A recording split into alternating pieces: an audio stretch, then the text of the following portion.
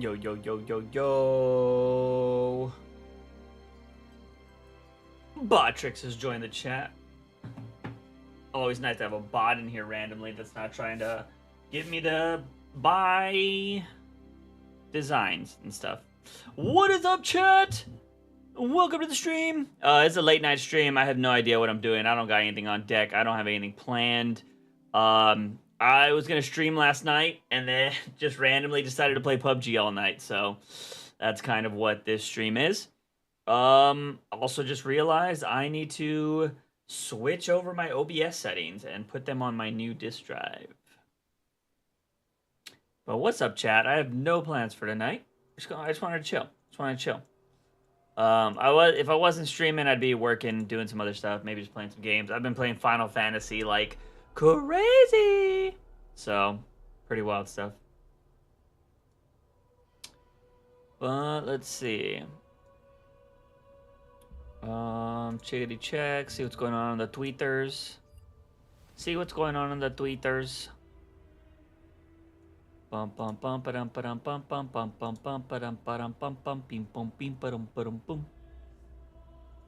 I also don't really ever do Saturday night streams, so I'm curious on how this would go. I don't know if I don't know. I was like, maybe I could just wait till Monday to do something, but it's like, do I really want to wait till Monday to do something? But I don't know. We might stream. Steam Spring Sale. See anything good? Anything good going on the Spring Steam Sale? Not like I should be buying anything right now. I think I kind of want to buy that game. Stella Blade. Looks pretty fire. I know a lot of people are just talking about it because of the jiggle physics, but after playing Final Fantasy, I'm kind of into the idea of playing some random games right now. So I'm considering it. Dude,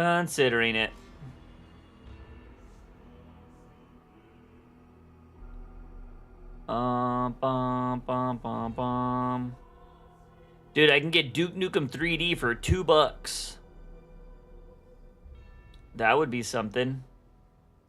Poppy Playtime's already on part 3? I haven't even played the second one. I think I own it too. What else is out there? Anything else that's really popular that might be interesting? What's on my wish list? My wish list is still like just a bunch of old games I was playing during the spicy era. I don't really think I have anything new on there, but damn, some things are super 73% off. Damn. A lot of these spicy games are super cheap right now. Ooh, Happy Humbler's Burger Farm is $5. I was kind of interested in playing that. Choo Choo Charles is 50% off. That's not bad. Anything else? Police Simulator. It's 35% off. Duke Nukem is always the craziest one. It's $2. It's nuts. Let's see. Anything else? Gary's Mod, 33% off. Castle Crashers, 70% off. Hypercharge, 15% off. What else? Heavenly Bodies, 50% off. Yeah, I don't think there's anything else that looks really like I want to buy it now. Oh, I don't have the second Poppy Playtime. I thought I did. It's on my wish list, though. What else is out there? Squirrel with Gun. I heard that's coming out pretty soon. Elden Ring, still same price. Let's see. No, but I don't see anything too... like anything I definitely want that's worth buying right now. Pizza Tower, 33% off.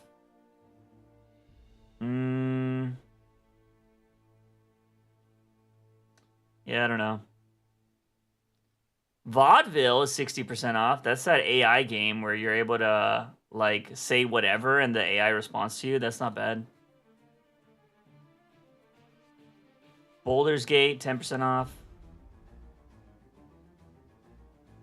Yeah, I don't know. Anyways, what's going on, chat?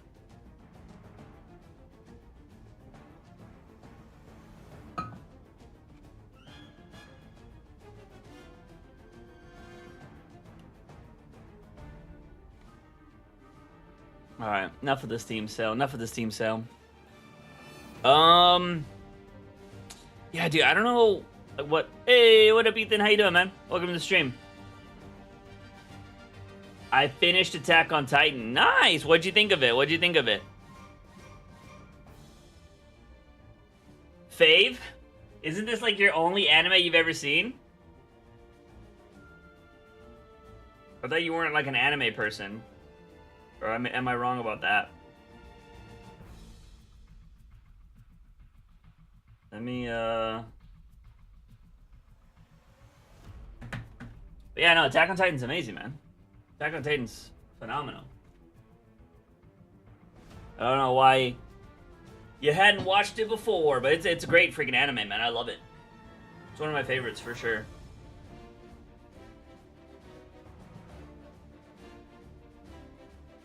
Look at the burps, man.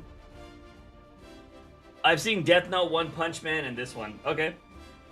That's not a bad list so far. Oh, shit. I don't know why I'm getting yawn attacks right now.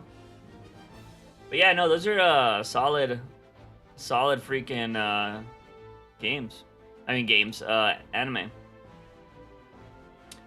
Okay, I need to clear up some stuff on my PlayStation so I can add Helldivers. I think I just need to also get some more media. I think I saved some more stuff. Why is it so dark? Oh, probably because this light's not on, actually. Or you're just racist. Is that better? Is that better for you? Is that more light for you? You want my room to get super hot in here? But yeah, I didn't have that light on. I didn't even notice that. What's up, Moncray? How you doing? Damn, did I add both of these? I don't know what's on my USB. Can I see what's on my USB? Okay, so I did add those. Okay, good. So I just gotta add this one. Oh, I don't wanna spoil. Copy USB, copy. I'm copying some stuff. I wanna try to make a gaming video for the new channel. I wanna talk about, like, I wanna make a video of, I've played Final Fantasy for 30 hours, this is my thoughts, or some shit like that.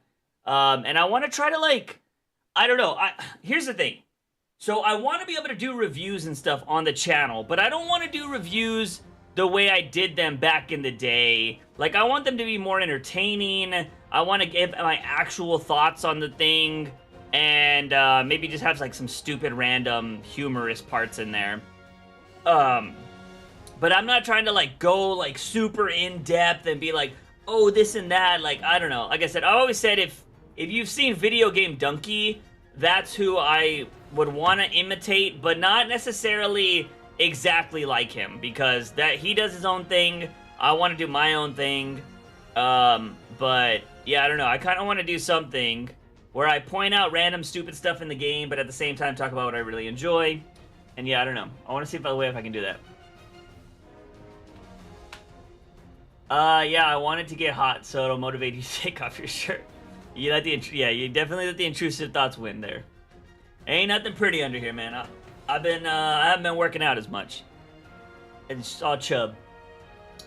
I heard a lot of people didn't like the ending. What about you? Attack on Titan? Yeah, I mean, I'm not gonna talk about it, just because, you know, I think the anime's still pretty fresh. I don't want to spoil it for anybody.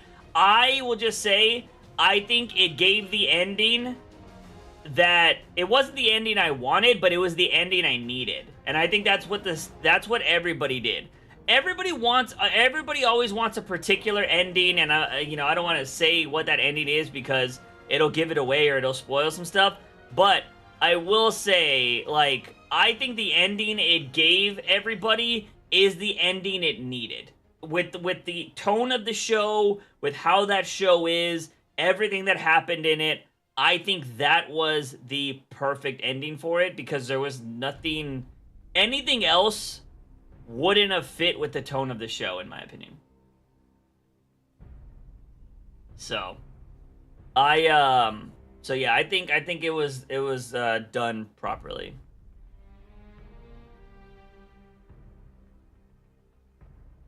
Bum bum bum. So I need to dude, I need to create more space on my PS5 because I need to download Helldivers. Can I download it already? Download. Yep, you need more space. Of course I do. Oh, I can actually delete all the files though that I have. Let me I've been saving all my gameplay from freaking Final Fantasy because I want to try to make a video, but I need to delete a lot of it because it's taking up so much space on my hard drive. I would have done this through OBS, like the way we're streaming right now. I would have done that. But I didn't have hard drive space for the longest time, and I just bought an 8 terabyte hard drive, so that shouldn't be an issue for a long time. So we'll see what happens. But dude, I've been loving Final Fantasy. Final Fantasy has been amazing. Alright, let me see if I can download Helldivers now.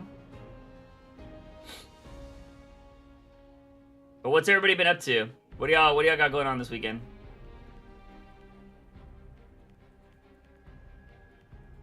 I've just been chilling all day today. I haven't really done much. No way you still need more free space. You need at least 29 space available for the console storage. You currently... Okay. This doesn't make sense to me. You need at least 29.47 gigs of available space on console storage. You currently have 41.49 of available space.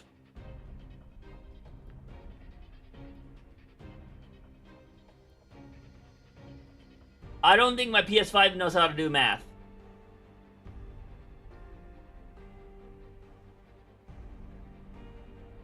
I don't think it knows how to do math. What the hell?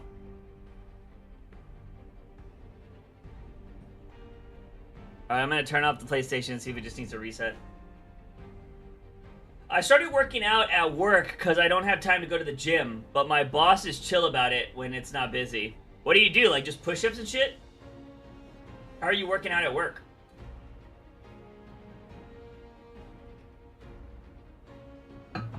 Also, are we dropping frames? Are we good frames-wise? Or is it looking kind of weird? We good? Missed frames due to render lag. We've dropped a few.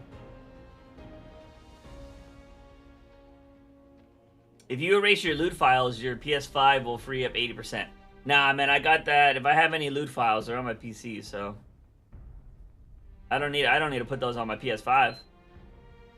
I can't waste gaming space with that kind of stuff. Come on now.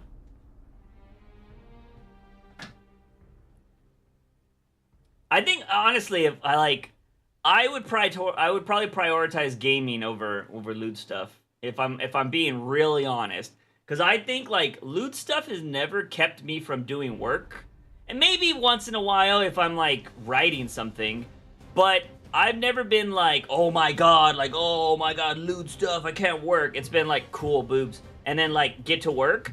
Gaming though, gaming has definitely kept me from doing work. It is 100%.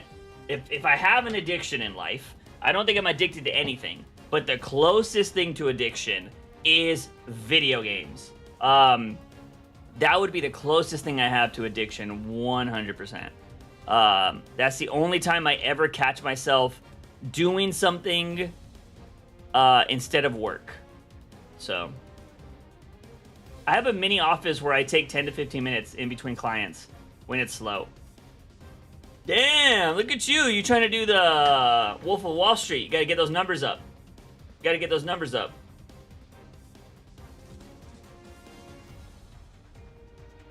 Also applied to undergraduate school, waiting for them to reply. What are you going to school for, if you don't mind me asking? You don't have to say, by the way. If you want to keep that part of your life private, that is 100% all good.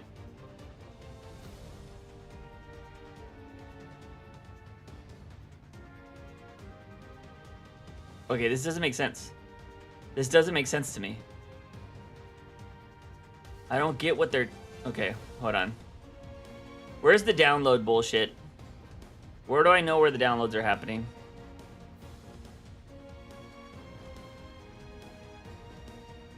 Oh, do I have to wait for it? Oh, because Genshin Impact's gonna take 22 gigs? Oh, okay, that's probably why.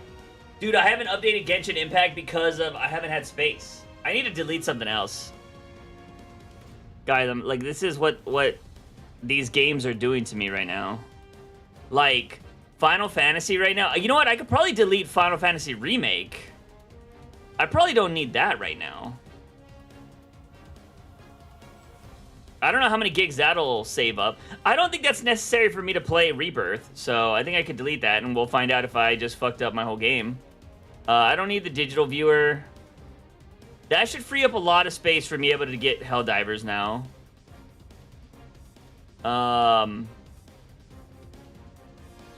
Wait, is this where all my games are? No, where are my games at? Oh, no. Oh.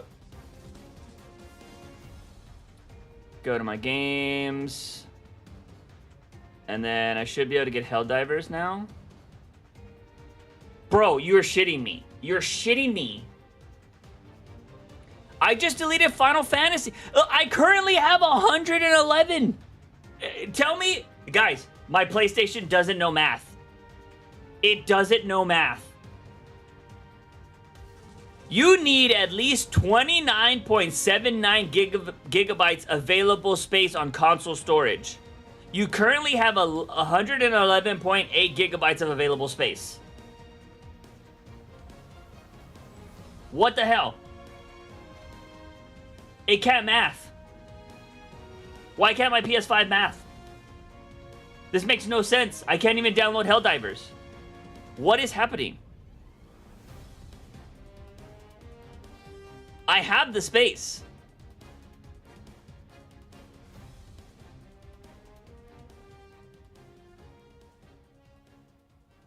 I know Genshin's downloading right now, but what the hell?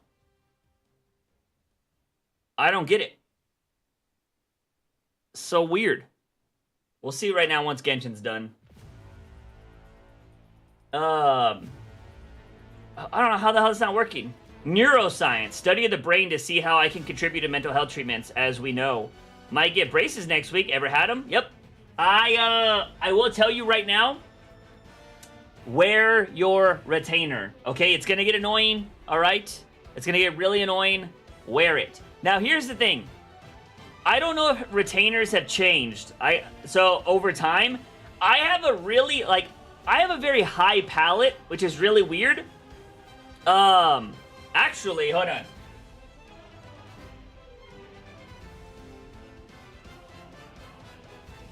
I actually have my teeth. I actually have the mold. I don't know why I've always kept these, but this is the mold of my teeth. Check this out. I just always thought it looked creepy to have my teeth, like the dentist gave them to me, and I've always had them. But you can't tell, but like I have a very high palate. Like, I'm trying to, my name's on this, so I'm trying to cover it up. I have a very high palate. Like, that's why this hole right here, that's where, like, it goes up in there. So, like, they had to put putty all the way up. Like, it goes up in there. I don't know if everybody else is like that. I've told I have a high palate.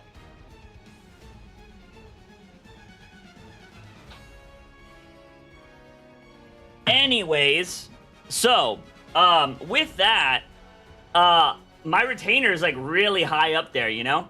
And so I stopped wearing my retainer because I don't know if I bent it or what, but it was getting caught on one of my teeth and it felt like it was scraping my tooth. So I ended up stopped wearing it over time. And what ended up happening was I think this gap in my teeth, right here, this gap, that gap started happening because I stopped wearing my retainer. So if you're gonna get braces, once you get them off, the retainer thing really sucks. I know it does, but as long as you wear it at night, I think that's really the only time you need to wear it. Make sure you wear it. Make it a habit. I do this now because I used to grind my teeth and I used to get really bad jaw pain. I have a mouth guard at night. So like if my teeth slide, they just slide on this mouth guard and they're not cringing against my teeth. So yeah, I don't know. I try to take care of my teeth a lot. Like, I really care about my teeth. Does it hurt when they pull on them? When they pull... So what's gonna happen is, I don't know how fucked up your teeth are. So it depends on how fucked up your teeth are. But dude, I used to have bad teeth. Like my teeth, the pointy ones, the vampire teeth, I don't know, remember. My vampire teeth are like high up. They're like, here? And so like my braces were all like, they went up and sideways. So what happens is, it's slow, it happens over time. Like, you're not gonna get one set of braces, and then it's just gonna go, and pull your teeth down. That's not how it happens. Also, I got mine back, like, before 2000. This was, like, in middle school. Well, no, I actually had braces in high school. So this was probably, like, 2003, 2004-ish. I don't know how much braces have changed in the last 20 years. But when I had them, like, yeah, they would just, what they do is they put a wire in there, right? Like, they're gonna cement these things onto your teeth. Unless you're getting Invisalign, unless you're, like, fucking rich and you can afford the fucking invisible one. I don't know if you're bougie like that. Most people have to do the wire ones. They cement these things onto your teeth. And what they do is they put wire in between all of them. And what they do is I don't know if they adjust it per tooth or whatever, but they just basically have the wire adjust, and over time, they strengthen the wire, and I think that's what slowly starts pulling your teeth down or molding your teeth. And what ends up hurting is the moving, like, your mouth just gets really sensitive. So, like, biting on something, like, if you like to bite on candy or whatever, you're not going to be able to do that for a couple of days. Like, it's going to be like, that hurts. But it's not like, shoot me hurts. You know what I mean? It's just like, I don't know if you've ever, like, I don't know if you chew on ice. I have a bad habit of chewing on ice. I don't know if you've ever chewed on ice and, like, your jaw hurts and, like, you can't even, like, close your mouth or you can't, like, bite on stuff. It's kind of like that. Or if you've ever had really, really bad tooth pain, it can be like that sometimes. But it goes away after a few days. You get used to it. But I will tell you, like, once your teeth are, you know, all nice, you're just, like, worth it, you know? That's what I thought. Once I finally got my teeth looking nice and I could smile, I thought it was worth it, so, you know? It's not like super painful or anything like that. It will suck a few days, though. But the neuroscience thing, Montreal, I think that's really cool, man. Genshin Impact has taken 1 hour and 29 minutes now. What the hell? That's crazy. I'm gonna just turn off my PlayStation while that does that. The neuroscience thing is really cool, man. Because I'll tell you right now, I'm very curious. I kind of want to go back to my neurologist at some point. If I could afford it, I would want to get my head scanned to see if anything's going on in my brain. The reason why is I still deal with like, this last week. What's up, Young? I see you. They said, yo, man. What's up, bro? How you doing? I have had a lot of anxiety this week. Like, I don't know why. And my anxiety is really weird. Like, it's one of these things where my eyes, I can't explain it. But, like, everything seems, I don't know how to explain it really well. But, like, my eyes feel like they have motion blur on them at times. Like, you know how if you, like, move something really quick And like it just, I don't know, it feels like there's a little bit of motion blur at times. And like I'm not in any pain, nothing's hurting right now. I have had a lot of anxiety here and there. Like I'll get like a chest pain and be like, oh shit, or like my eyes will like autofocus and I'm like, okay. I'll be playing games and I'll be like, oh, all right, I don't feel too great. I have like a little like sharp pain in my head or whatever. And like it triggers my anxiety, my health anxiety. And so like I just don't feel 100%. And maybe it's because I've been eating like shit. I mean, I know like I need to get back to working out and just eating healthy, because when I worked out for 100 days straight, that is the best I've ever felt post anxiety. And so I really need to get back to that lifestyle. I also looked better too. So I think I need to get back to that and really be disciplined about it. But lately I've been like, pizza, you know what I mean? But I don't know. But I will say, like, I have been wanting to like go get rechecked, because it has been a couple of years now since I started. Like, I've had anxiety, and I just want to make sure there's not something going on up in the noggin. You know what I mean? But I did have one test done to me when I was first going through all the anxiety stuff, where they hooked up all of these like probes or wires to my head, and I had to literally stay with my eyes closed for 30 minutes. They were like, hey, you can't move for 30 minutes. And I was just like this for 30 minutes. And I was like, shit. And so I just stood there. And then they purposely flash like a light in your face. And they're like, just make sure, remember, like whatever. They don't even tell you they're gonna do it. But they flashed a light in my face because they wanted to see the neurons or whatever in your brain, like the signals going off, to see how you would affect to that. And it was really weird. But I tanked that shit. So they were like, nothing looks off. And I was like, fuck. What up, Flax? How you doing, man? How's life in Australia? But yeah. But I wish you the best on the neuroscience study, man. The brain is a crazy... It's a muscle, right? Or is it an organ? Brain's a muscle? I don't know what it's considered. I feel like you can lose a muscle. Well, the heart's a muscle, isn't it? Or is it an organ too? I forget. But you can't live without your... I feel like organs are more important than muscles. Because like you can lose a bicep and still live a normal life. So...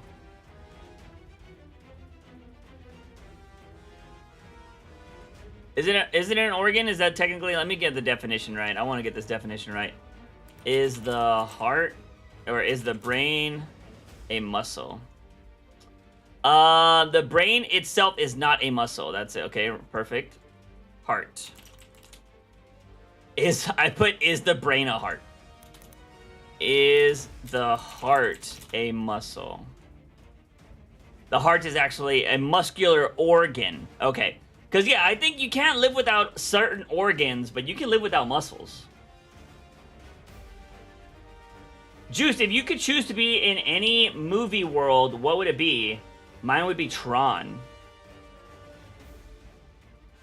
Any movie world.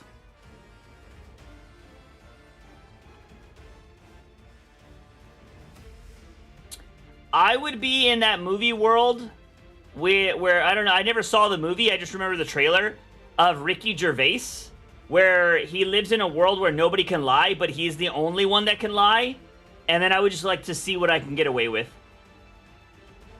Because I think in the trailer, there's like he's talking to some woman, and he's like, if we don't do it right now, the world's gonna end, and she's all like, let's do it, and I was just like, what? So like, I'm just curious on like, what the hell you would get away with.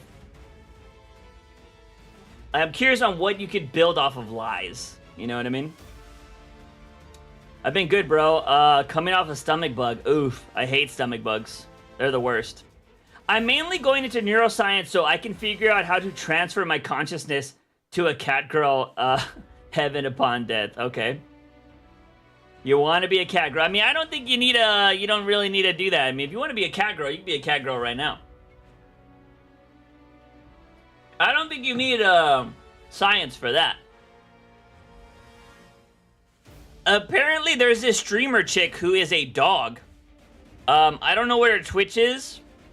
I was kind of thinking about doing a video about her, but I needed to do more research. But she is a dog. Apparently, she lives life as a dog. And I was just like, okay. Like, she wears a muzzle and everything. I don't know whether I got a sheet or vomit or both. Dude, I think I'd rather have the shits than a vomiting, dude. Cause like, eventually, right, when it comes to vomiting, dude, eventually you run out. You know what I mean? I could sit on the pot for a long time if I got to. But vomiting, dude, I hate the dry heaves.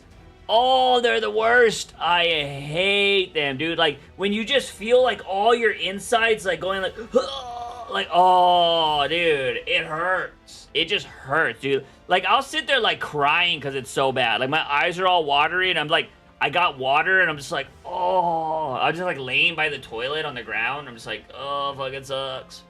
I much rather have the shits than the vomit. Would you want to be in Pirates of the Caribbean? Yeah, sure. Why not? Do you think furries are a relatively new thing? Or dude, furries have been around forever. They're not new. I think they're a lot more known now. But furries have been around forever. Dude, I think furries have been around since people have been hunters. You know what I mean? Because you gotta think about it like this. You're gonna tell me some, like, badass Vikings or some badass Indians, people that were hunters that were killing buffaloes and bears with their bare hands, were not, you know, freaking making their heads and putting them as, like, capes and stuff like that, and then banging their wives? You're gonna tell me that didn't happen? Totally happened throughout history. There's no way. You know, like, you know what I mean? Can you imagine, like, freaking Christian Bale in American Psycho, but imagine putting a bear head on him? He's like that, doing to the freaking flexing in the mirror with a bear head on. That's totally happened. So furries have always existed. They're just, now it costs thousands upon thousands of dollars to make a suit. Where back in the day, you just had to risk your life, kill a bear or a buffalo, and then probably have your wife make a suit out of it. Let's see. Yeah, me too. It sucks because I'm trying to edit a vlog, and every 30 seconds I feel like I gotta go. You know what, man? Sometimes you just gotta focus on getting healthy. I know we're in a very grind mindset of, like, putting out content, but when you're sick, you should just focus on getting better. You know, I think that's the most important thing, because, like, if you're forcing yourself to try to do stuff when you should be resting, you're just putting more strain on your body. So, dude, just try to bite the bug. Sit down in your room, watch some movies, watch a show you haven't watched or whatever, that you can pause every time you're freaking gotta go shit out your guts, and then do that. Because, you know, you could try to work, but what's the point? Here's the thing too, is like, all the stopping and starting with your work might hurt the vlog in the long run, because you might be like, fuck it, I just want to get it out already. You don't want to work in those conditions. Pirates of the Caribbean would be cool. Davy Jones would, alright. Would he, though? I don't know about that. I think Davy Jones would be better for women. I mean, unless you're a guy into certain things. But, I don't know about that. I think Davy Jones would be great for women.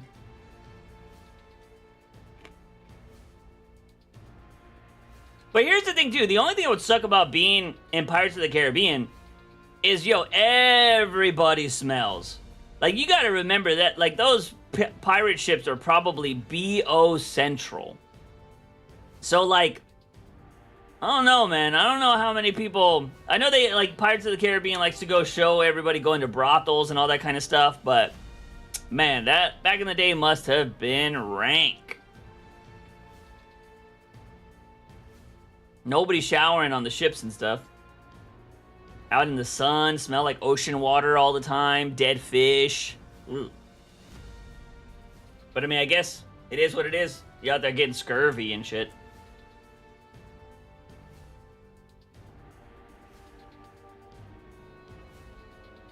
I would love, you know what? If we could time travel, like, if we had a way to, like, if we could open windows, I think that would be cool. Like, I know a lot of people are like, I would love to travel back to in time and live. You know, actually, I would be okay if there was a way that we could just open a window to the past and we could just watch history, but we couldn't mess with history. You know what I mean? I think that would be the best way for things, because I would love to watch. Oh my god, I would love to watch.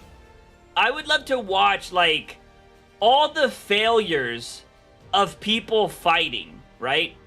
So, like, you know how they show, like, pirates boarding ships? I want to see all the people that are missing. Like, the people that are, like, trying to swing onto a ship and they miss and they fall and they go into the water, and that's basically probably how they die. I want to see, like, all the battles. You know, like, we depict them as amazing sword fights on the battle. You know that's not how they went. You know, the sword fights are probably like, ah, with the shield, like, and then, like, other people are like, oh, there's a guy right there, shank, and then, you know, you're backstabbing people. Like, the battles definitely have to be super messy. There's no way they're as nice and glorified as the way we show them in media. Did you ever get to watching the NRL when it was in Vegas? Nah, man, I haven't watched any sports in a long time. There's not really been, I mean, since football's been gone, I haven't been watching anything. I haven't had time. I keep up with the Spurs, and that's about it. That was a long yawn. I just keep up with the Spurs.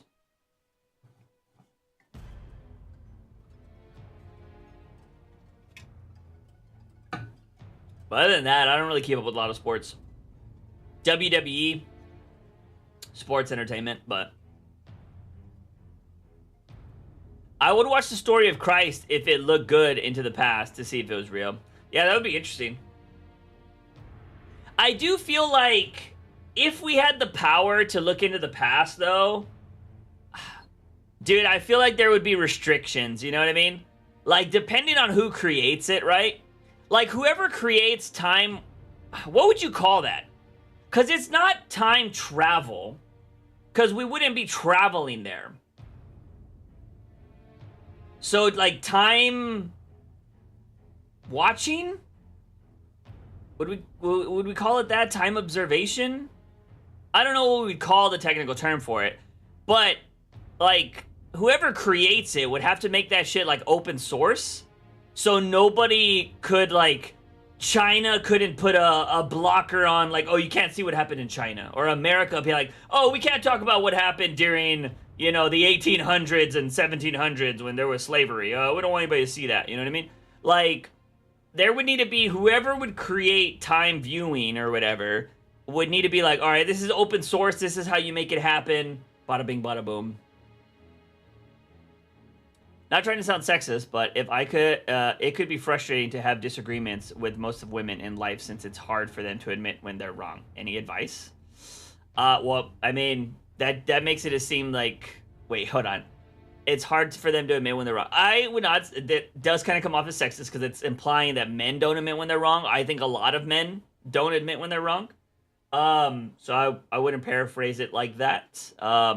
But you're saying if you are dealing with a woman that does have that tendency to not admit when they're wrong, I think the only thing you can do with those kind of people are provide them with the evidence to where it is is just to continually provide them with evidence that they're like, no, you said this, like, it was this day, you said this, like, that happened. You can only repeat what they've done.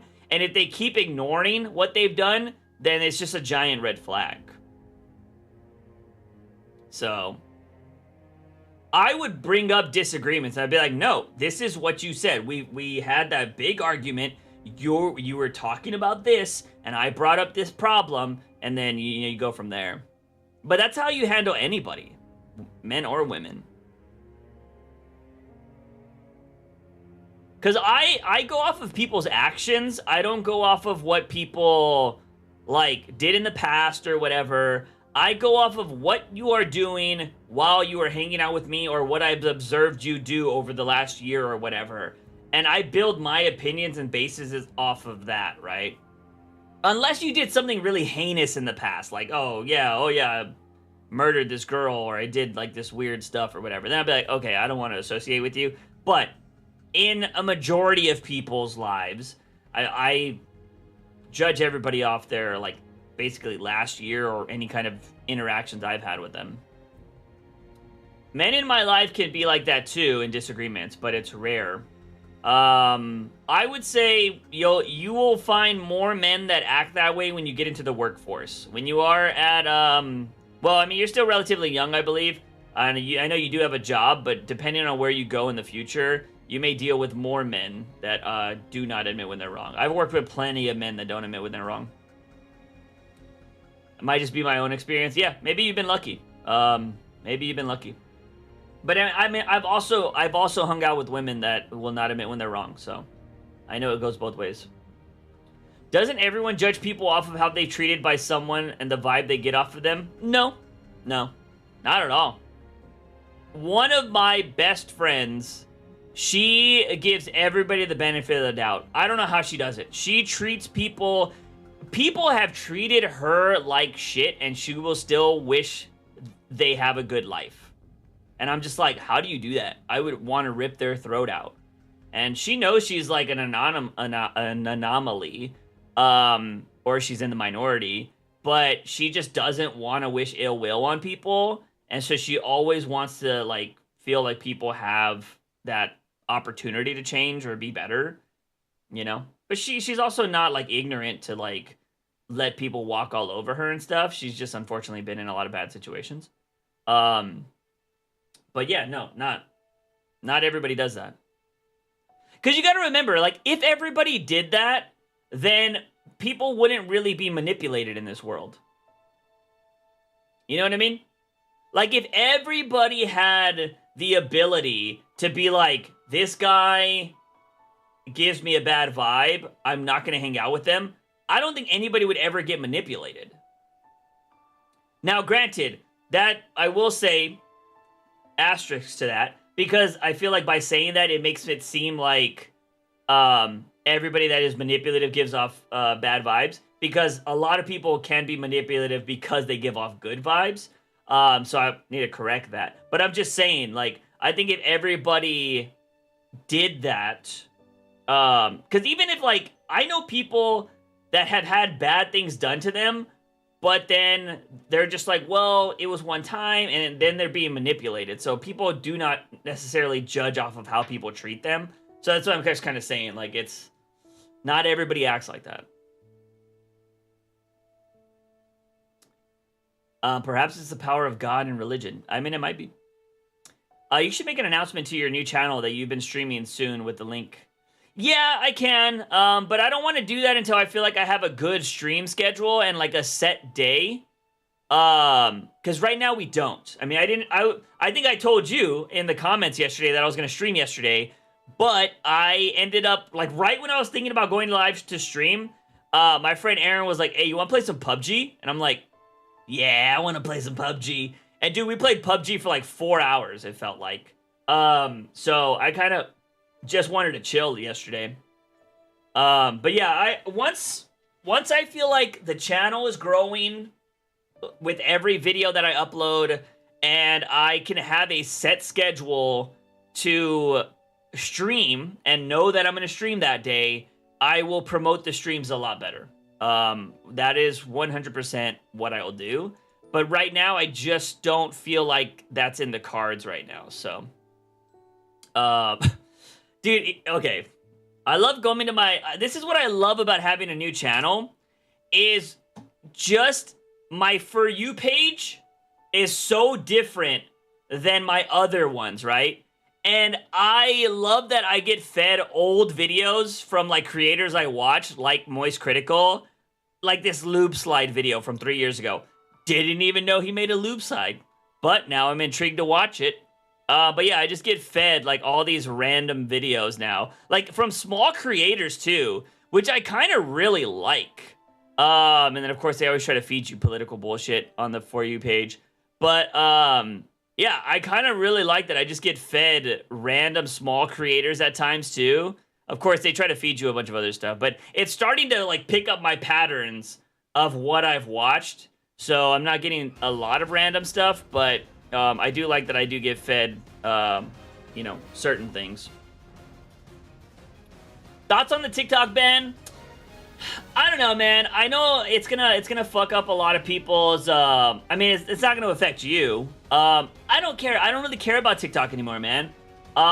It's not a place I'm gonna thrive. I think I'm just too old for TikTok. I don't get the vibes. I don't know. I do feel like their algorithm is a bit manipulative, in my opinion. And I just don't like. I don't know, man. I think TikTok's comment section is fucking rotten, dude. Like every time I go to a TikTok video that's really popular, the comments are so toxic. And I'm like, dude, like I thought YouTube was bad at times, but holy crap, TikTok, it's just like, It's like, those are cancerous comment sections. And especially after what happened when I basically got canceled on TikTok, like, dude, people were telling me to kill myself and shit. I'm like, holy shit. Like, TikTok's got some bad apples on this website. But yeah, I don't know, man. I've always wanted to be successful on YouTube. I think YouTube is still the place to grow your brand, your business, everything. I think it'll still be around. Probably in 10 years. I think, it's lasted long enough and it's only growing because YouTube TV is getting bigger and bigger by the day. So I think YouTube and Google and Alphabet, whatever, I think they're going to continue to innovate over the next 10 years. I think YouTube is still the place to grow. They're starting to do vertical live streams. They're starting to do they've been doing shorts. And I think they're going to get better in the live stream space, even though that's taking forever. But I think YouTube is still the place to grow. So. Juice, ever since I stopped hanging out with my drug addict friends, I've been isolated and alone, and there's no one else to talk to anymore. Should I go hang out with them? No. I think what you should do, Young, is you going back to hang out with your drug addict friends will only put you back in a bad spot to possibly start doing drugs again. That is all that'll do. They're not going to help you in any way. They're not going to benefit.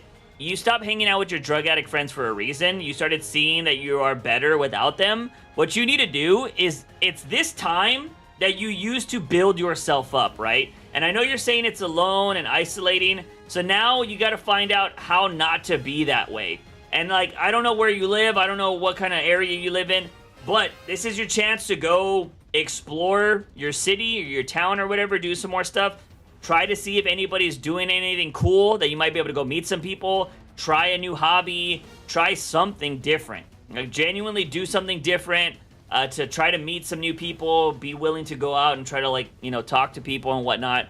Or if you don't have that option, try to meet people online. Other like-minded people like yourself that you can chat with on other websites or whatever, and try to make friends with people that way, and just get to know new people. But hanging out with your druggy friends because you're alone is only going to send you back down the drug path. What's worse, Twitter comments or TikTok comments? So Twitter comments now are just like everybody with blue check marks. And Twitter's always been kind of toxic, but Twitter's gotten to the point where you just know who is stupid and a bot, and you can just ignore those comments. Where TikTok feels very entitled. A lot of comments on TikTok feel very entitled to their opinion. I got a Tinder match. Good for you, Ethan. She's not answering on IG. That's tough. Yo, what up, Ruckus? I just hope something else comes around so I don't have to resort to watching YT shorts. I don't think YT shorts are that bad. They're not the best, but you know what? You want to know something? I watch more Instagram Reels than I watch YouTube Shorts or TikTok. I don't even really use TikTok anymore. I have it on my phone, but I only have it on my phone if I need to download a video from my old likes for whatever reason. Because I used to like a lot of videos that I wanted to make content about, so I have my TikTok on my phone so I can download those videos. Other than that, I do not even browse TikTok anymore. TikTok comments are harmless. You are not. You and I do not have the same feed. What up, Ruckus? How you been, man? Have you ever been isolated before? Like, what hobbies would you try? You felt like. So here's the thing, man. I think I am very lucky. You know, I think because I want to say I've been. Well, I can't say I've ever been isolated because I live with family. So like, I genuinely see somebody every single day. Like, I see people in my house every single day. Doesn't mean we hang out or we have dinner together or anything like that, but I still see somebody and interact with somebody every day. It doesn't mean it's a crazy conversation or anything like that. So I'm not ever 100% isolated, but I'm in my room a lot. I'm working a lot. I'm like doing whatever. But, you know, and there are days when like I'll just like see my dad and be like, "What's up?" And then like get a drink, and then that's it. That's all. That's the only time I see my dad some days, because like I'm always working or he's working at different hours or whatever. So, but when it comes to friends, oh yeah, dude. Like I talked about this on stream not too long ago. I think one of my best friends just started ghosting me recently, or he started ghosting me last year, and like hasn't talked to me. I messaged them once, they didn't respond. I noticed that they stopped following me on certain things, and I'm just like, okay. And I think they ghosted me, and that's their choice, right? And I'm like, okay. I really hate the idea of like not getting a reason. You know, I'm cool if people want to stop talking to me. I'm cool if you guys want to stop watching the content. I'm totally fine with that. It is nice to know why, you know. And I think a lot of people, when it comes to content, not so much. Like, I don't really care. Like, if you disappear, you disappear. I just assume, oh, you guys are living life. I hope you're having a happy, good life. You've grown up. You're doing cool stuff. You know, that's what I hope. That's what I like to think about a lot of the viewers that stop watching me. But when it comes to real life friends that I've hung out with, at least tell me why. Like, if you think I'm a dick, or if you think like, oh yeah, no, I don't know, man, I've just been getting busy, kind of drifted apart. I'm like, okay, that's fair, man. Like, I get that. But yeah, I don't know. Like, it's weird. But feeling isolated, man, when like just in that perspective, I think I have benefited a lot from being a writer, dude, because I will like build my own worlds in my mind, which is kind of weird, right? I have so many ideas. So many ideas. Y'all don't even know. Like, I have started ideas for series, and then I'll be like, that'd be kind of cool. And then I'm like, oh, I could build this out. And then like, oh, I could do this and that. And then like, oh, yeah, this would be cool. And then I'll never touch the series again. And like right now, like my brain is locked on like writing fucking hentai right now. I'm just like, oh, dude, this would be a cool story. Because the thing I've noticed about reading some is like all it is just like straight into the action. There's no caring for the characters. There's no character development. It's just like idea, boobs, concept, over, money shot. That's it. And you're just like, that was the story? Like you could actually build a story here. And there is like the acclaimed stories like Metamorphosis that is like apparently like so crazy, is actually a story. Like there's character development throughout the spiciness. And so like I think about it, I'm like, how could you I want to take that problem, I want to create a real story but make it spicy. How do you do that? So like my brain is constantly locked in things like that. So I'm not paying attention about being lonely. Like, I haven't had a girlfriend in forever. Like, I think anybody that's been watching this stream for a long time is be like, damn, Juice has been single for a long time. I've dated girls here and there. Like, I've met girls, we've went out, we've hung out, you know, whatever. But I've never had, like, a long-term girlfriend. You know what I mean? And so, like, everybody could be like, that's pretty lonely, man. Like, how are you not lonely? It does suck at times. It would be nice to be able to hang out with somebody. But at the same time, I don't think like half of the stuff I've created writing wise would have happened if I would have been with somebody. Like I genuinely think that. And I think I have some ideas that can be successful. Like I genuinely believe that. Will they catch fire? Who knows? I think there's a lot of ideas out there that are really amazing that don't catch fire until the writer's like in their 60s or 70s, but they wrote it 20 years ago. You know what I mean? So it's kind of shit like that. Like, I think, I don't know. I occupy myself with my own thoughts, creating worlds, doing my own things. Dude, I will play out scenes. Like, I'll literally talk out scenes. Like, if I have a character, I'll be like thinking something and I'll write it down. And then if I'm like saying the dialogue, I'll like say it out loud to see if it sounds cringe. And I'll be like, and then what if she's like, and I'll start like talking to myself, thinking about like this world and like how it plays out, and be like, oh yeah. And then as they're talking, this guy can break through the wall, very dramatic, and like blah blah blah. Like, and I'll build it all out. And I think that, like, I don't know, man. I think my brain keeps me from being lonely because, like, I just make up people, like, genuinely. It's crazy. And so, like, I am definitely not the best person, but I will tell you the most alone I ever felt was when I was going through anxiety and panic attacks, and it's because I felt like I was never going to get better. That was the loneliest I ever felt. I broke down crying in front of my parents, and I felt like I was never going to get better. That was the loneliest I ever felt. And like that, like, I would rather go through a breakup 100 times than ever feel that loneliness again of the panic attack stuff.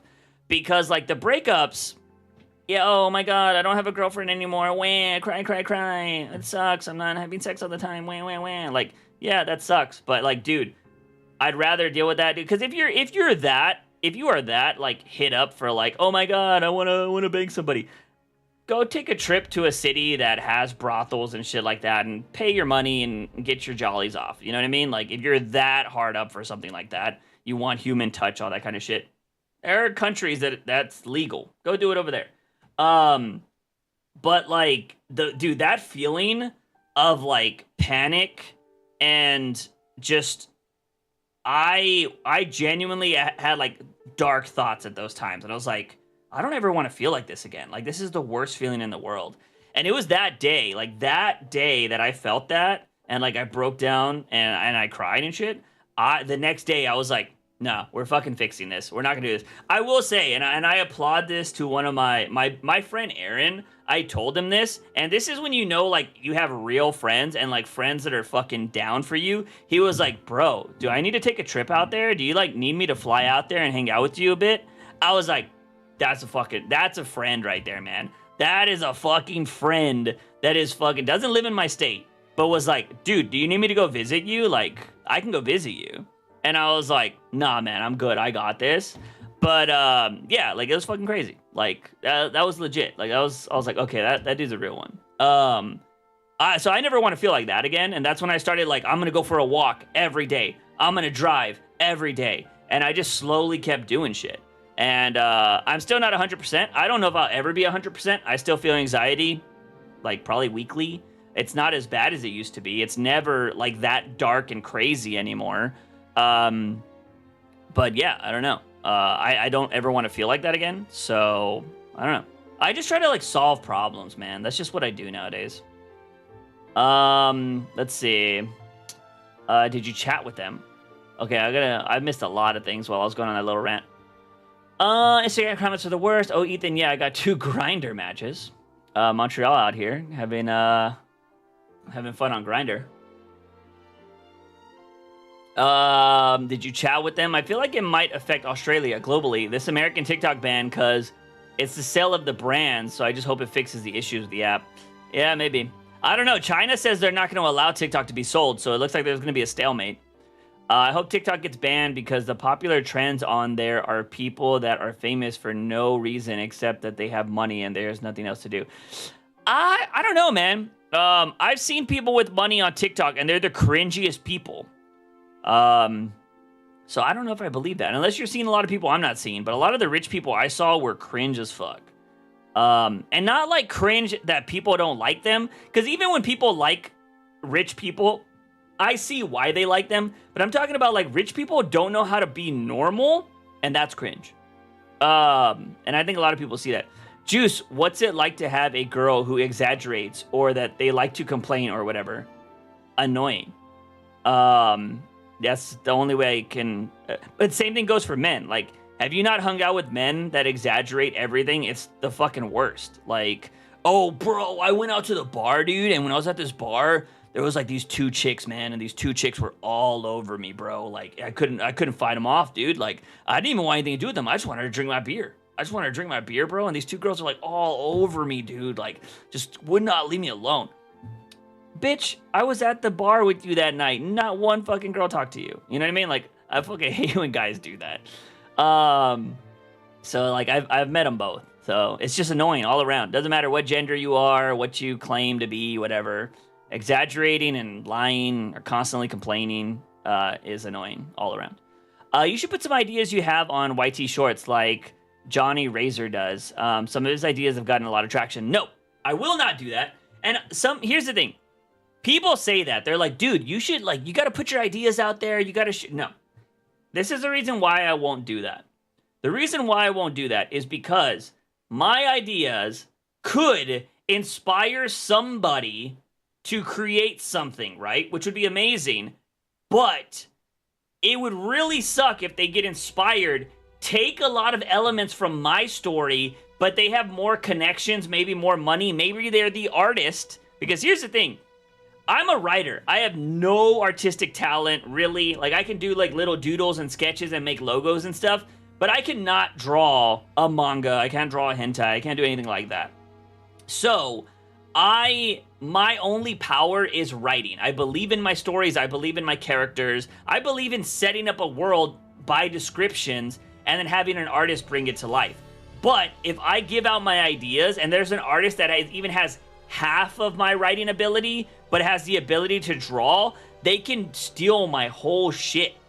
And then they'll be like, oh yeah, I just thought about this. And I'll be like, but that's literally what but I have no ability to draw it. So I don't want to necessarily inspire somebody that has the ability to get farther than I do right now, and they take elements of my story, they pop off, maybe their shit gets good, gets popular, and then when my shit finally comes out, they're like, oh yeah, you just stole that from so-and-so. I'm like, bitch, oh, you fucking stole that from me. You know what I mean? I just, that's my biggest fear. And I've talked to like some writers and they're like, dude, if somebody steals your idea, then just come up with another one. I'm like, no, bitch. What if this is the one I've been working on for like years and years and I have like every detail done and I just want to put it on the internet so somebody can steal it? No. That's the one thing I don't agree with when it comes to writers. Sure, you can talk. I think you can talk about ideas with people you trust, but I think just throwing ideas on the internet, no. There's no paper trail. There's no way you can tell if somebody stole your idea when they read your post. You know what I mean? So I would not share my ideas online unless it was an idea I knew I did not give a fuck about. If I didn't care if somebody stole it, then I would share it. And I've done that before. I think I would do that on Batman News Weekly a lot. Pretty good. I just prefer to have a certain apps for certain content. I'm not a big fan of monopolizing my attention onto one app. Fair. Yeah, like I said, I on Instagram, I follow the weirdest shit on Instagram, but I find it entertaining. I'm watching this one chick rebuild a house she bought, an abandoned house she bought. Yeah, I can keep myself entertained with my own imagination. I just prefer being with other people. Yeah, and that's why, like I say, try to find other people in your area, not those... Don't follow those scam ads when you go to a spicy site or something like that and there's hot girls in your area. But, like, you know, try to find other people in your city, your town, see what they're doing. Like, if there's an arcade, movies, whatever, a film club, book club, whatever. Just try to find something. Try to build friends that way if possible. If not, try to find them online. You know, that's how I made a lot of my friends, was online. Because I have a friend that's a girl, and when you say something she doesn't like, she's gonna open her mouth and say it's annoying. Oh, then tell her she's annoying. I mean, it's just like, okay.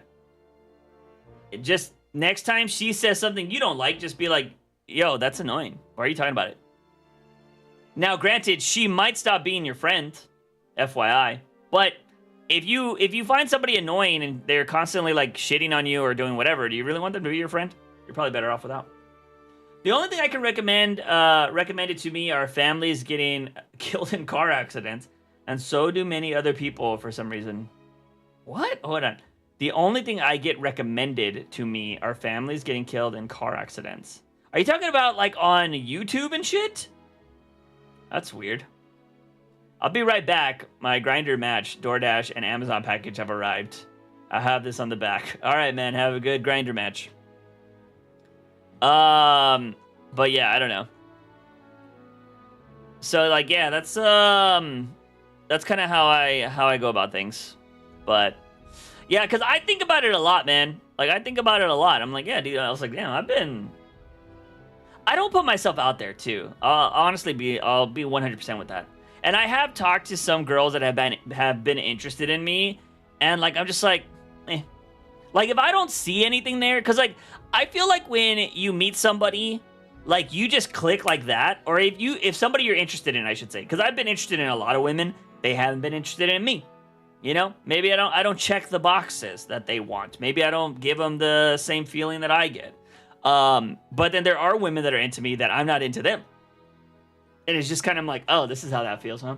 So, you know, it kind of sucks. I get it. But here's the thing too, because I have talked to some women that I like to be friends with people first, and some women can be very pushy and also kind of annoying with how they approach things. And I'm like, dude, if you would have just been chill and we could have been friends and hung out, this could have probably turned into something. But some girls just get really pushy and are like really weird about things. And you're just like, okay, yeah, I'd rather not be friends. I always see death on Instagram. I can't say I see a lot of death on Instagram. I see a lot of people getting hurt, that's for sure. But I don't see a lot of death. I see a lot of death on Twitter. Twitter's definitely got a lot of death. That's just in your face. I started blocking a lot of people. You have to be kidding me. Dude, this is crazy. This video that just came out for Moist Critical, this literally just happened in his stream. Like, 100%. Everyone knows human beings can't live without. This just happened. I was watching this stream. Wow, dude, he gets his videos out so fast. It's crazy. This is what I want to be eventually. I want to be able to make content I want to be able to just be hanging out on stream one day, and we can just like, we talk about something and I could put it out in a video and that'd be fine. Like, and it gets views. I would love that. Because he records an intro. He records his intro. But dude, I was literally watching his stream when this happened. Something huge just happened. So like what ends up happening, he's trying to talk about this thing, and he's trying to learn about this like bobblehead situation that's going on, and he plays this video, and this video had an ad every 3 seconds. Every 3 seconds, this thing played an ad. It was crazy. And yeah, I don't know. Freaking, I noticed my video wasn't on that part. It was wild, and he literally just dropped this video. That's crazy how quick that comes out. That's what I want. I ultimately would love to be able to do that as a creator. That's so nuts.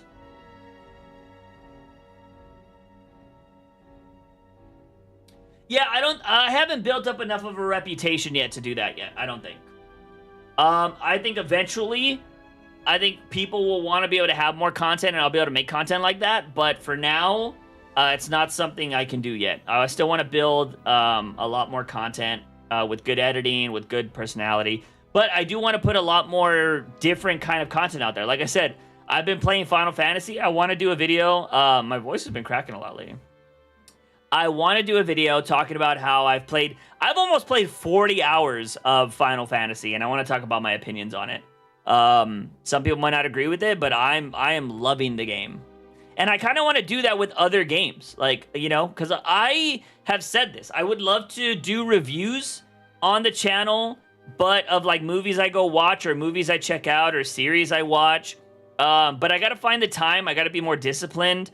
I got to be able to watch movies like on Thursday night when they come out, and then be able to review them the next day and be like, I just saw, you know, fucking Godzilla Part 449, and I thought it was an okay video. I don't know, I'm trying to be like Moist Critical right there, but essentially that. And give my opinion on it, and just say like, you know, this movie kind of sucked. or whatever, and I you know, and kind of talk about why I liked it and why not. It won't be anything like it was on the old, you know, Gotham days, or like when I reviewed superhero movies and was jumping off the walls and, you know, Kool-Aiding Man and all that kind of shit. But I still want to talk about. I still love movies. I still love shows, and I would love to talk about them. So I might talk about Mashal because I'm actually really liking that show. That anime's good. You need another anime, Ethan? Watch Mashal. It is basically Harry Potter, basically muscular Harry Potter, and it's awesome. And I think it's the main character. He doesn't have magic, but he goes to a wizarding school and he beats everybody with his muscles, and it's so ridiculous. If you liked One Punch Man, it's kind of the same thing. It's kind of like One Punch Man. So I would watch Mashal. Musically died. I think TikTok should have died a long time ago. TikTok is, dude, the pandemic is what made TikTok huge. How do you think you would react to meeting your young, crazy self in 20s? If I met my 20-year-old self, my 20-year-old self wasn't really crazy. But I don't know. I don't think it would be that crazily different. Just imagine Goku going to Hogwarts. Yeah, essentially. What's up, Clay? Yeah, I don't know. I would much rather meet like my 18-year-old self. If I met my 18-year-old self, I think things would be different. Because I know when I was dating that one chick for 5 years, there was a lot of girls that like came across my path that were interested in me, and I probably should have just took my shot. Because if I would have known, like if I would have known that my 5-year relationship was going to end as bad as it ended, I would have definitely done things differently. What about Jujutsu Kaisen? Juice doesn't like Jujutsu. Okay, here's my thing with Jujutsu Kaisen. It's not that I don't like it. It is a good fighting anime, but I think it is extremely overhyped. The pacing is bad. In the first season, I think the pacing is bad. I think the fighting doesn't get good in season 1 until the end of the season. So I don't know why people are like saying it was so amazing. I don't think the fighting gets good until the end. And the movie, I think the Jujutsu Kaisen movie is better than the first 2 seasons, in my opinion. I think it's just a better told story, in my opinion, like from beginning to end. But the main character in Jujutsu Kaisen is like the 5th wheel. He's not the most important character in the show, and I just don't like that. It's like James Tynion was writing that series. Yeah, I think about the girls that would be interested in me in the past, but I'm glad I didn't get into relationships with them because I was headed down a path of self-destruction. Yeah, no, I don't think any of those women would have changed my life and things would have been different. But I'm just curious on how it would have been like dating them instead of 5 years in that bad relationship. Granted, I do also think that 5-year relationship really pushed me to like focus on myself. Well, also the second relationship right after that, where I was like, yeah, these are both bad in a row. I need to focus on myself. Speaking of anime movies, I heard The Silent Voice is good. It looks interesting. I haven't seen The Silent Voice.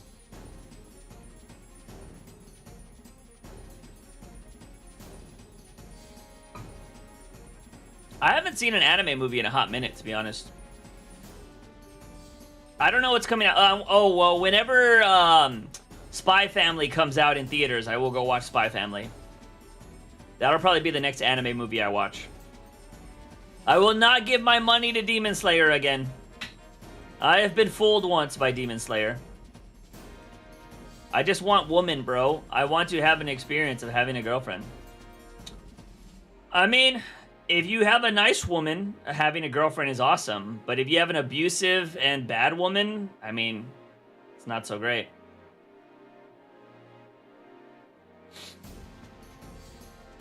I wanted to watch Parasite anime, but it's only on Crunchyroll, and I'm not subscribing to that. I'm pretty sure Crunchyroll has an ad-free version, so if you don't mind ads, you can watch it there. So I don't know.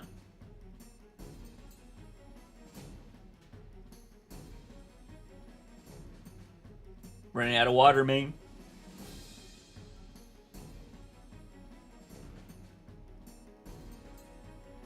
But yeah, I've just been. I think I caught up on Mashal. I'm watching Solo Leveling right now.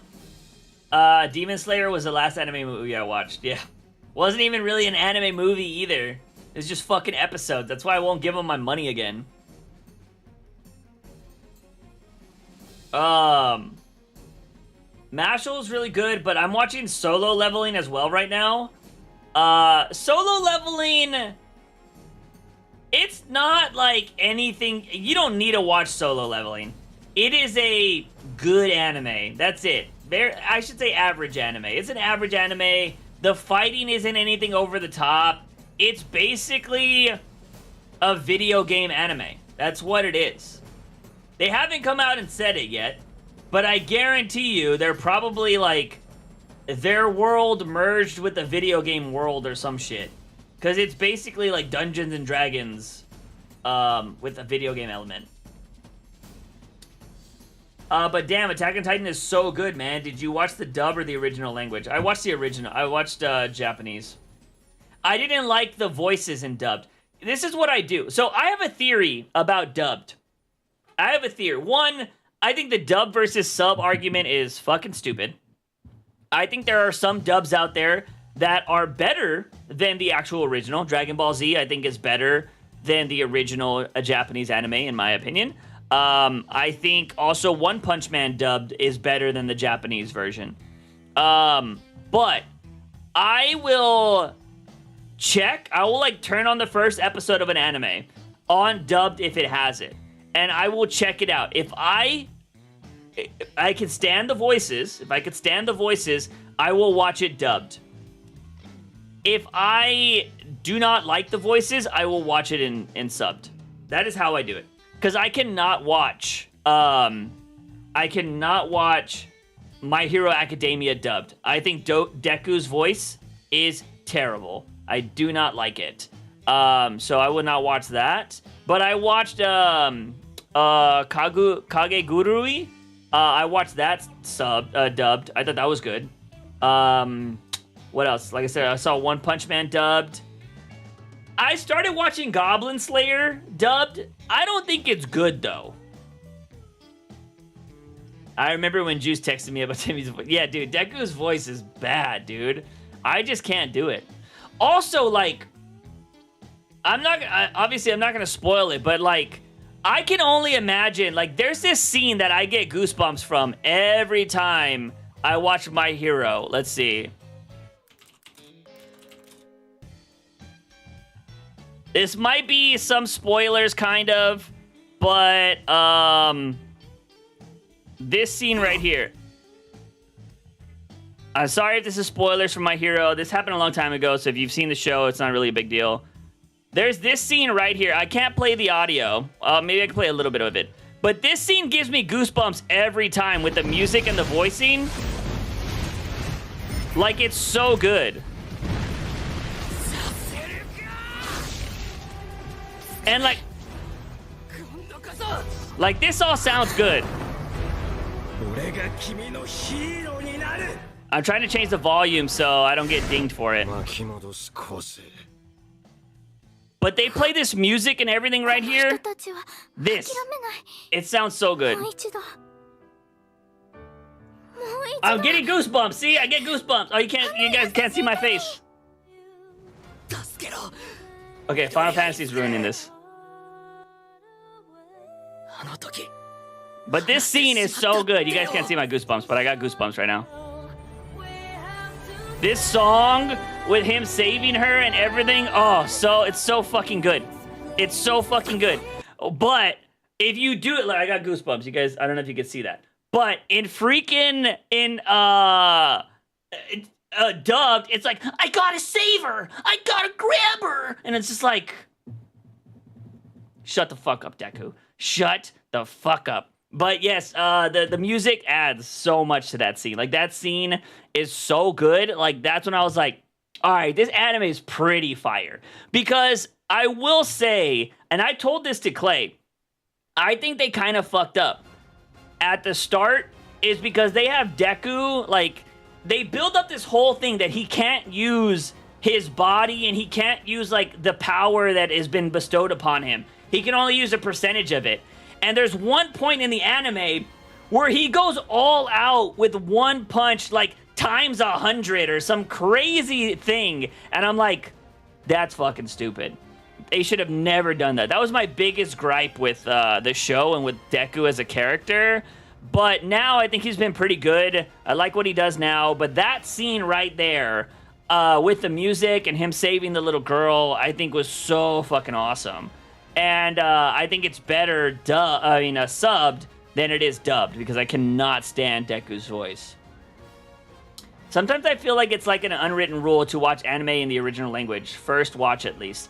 I mean, yeah, a lot of purists will tell you that, but I've also noticed, like, purists are kind of annoying. Like, I didn't realize until I searched it up recently that there's a lot of people that shit on people that like Dragon Ball Z dubbed and the American version of Dragon Ball Z because they think the music doesn't match, which I think is complete bullshit. I think the music is better, but the reason why, because again, they're purists, the composer for Dragon Ball Z, if you watched it in Japanese, the composer of that music was the same person from Dragon Ball. So everybody's like, oh, it's the same music, it's the same composer. That's why it's a million times better, because it's the original music from Dragon Ball. But I'm like, it's basically a different anime, and the tonally, I think the American music adds so much more to the fights and the everything like that, and then everybody's just like, no, they butchered it and yada yada.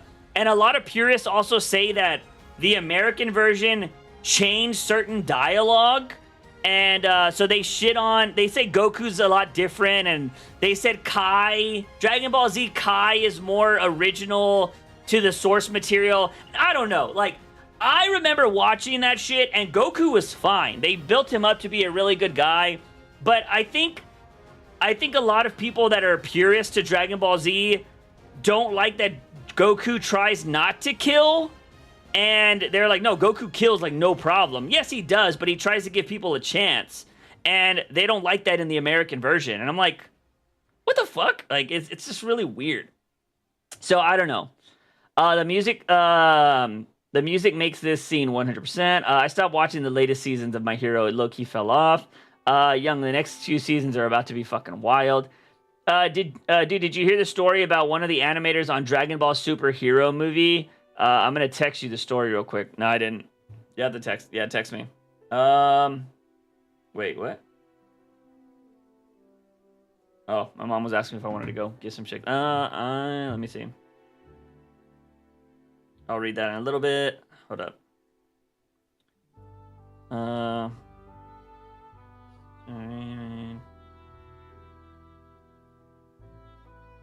Let's see. Is this, like, crazy to read on stream or what?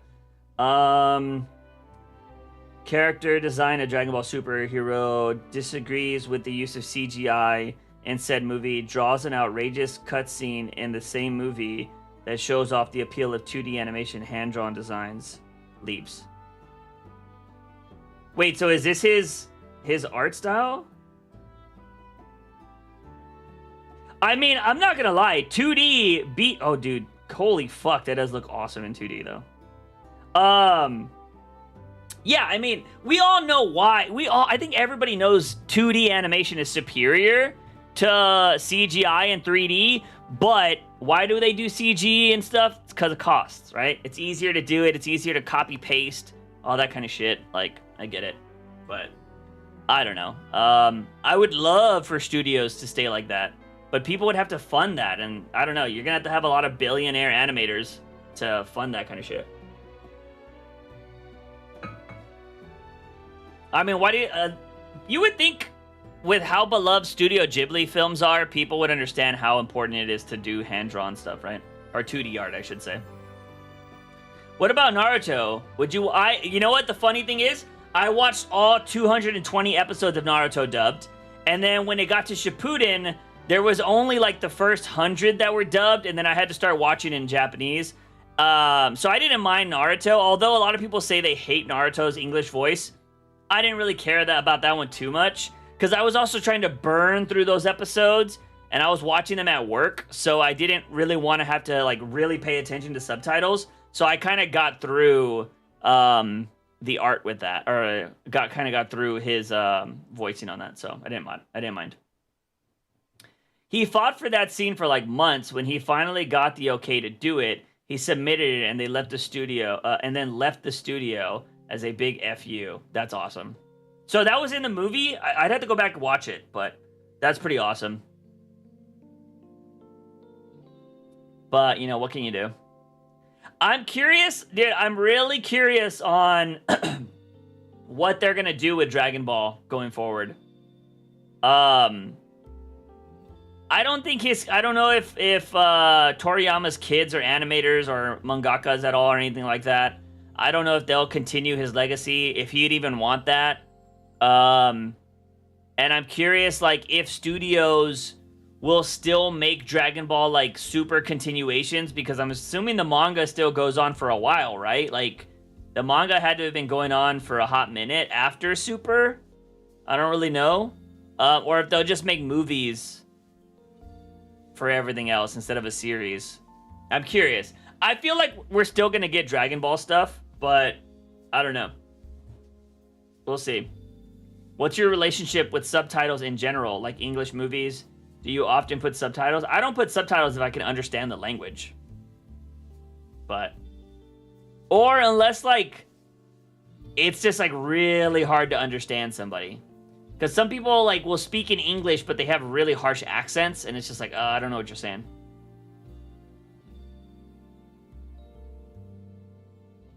Well, I didn't know this until Akira's death. The manga isn't him anymore. Really? Wait, who has it been? So I guess they can continue Dragon Ball for a while then, huh? Wait, so did he do Super? Was he just like overseeing Super?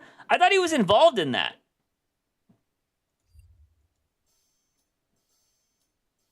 Wait, so are they continuing the manga? Was he like a disciple or what? That's crazy. I didn't know that either.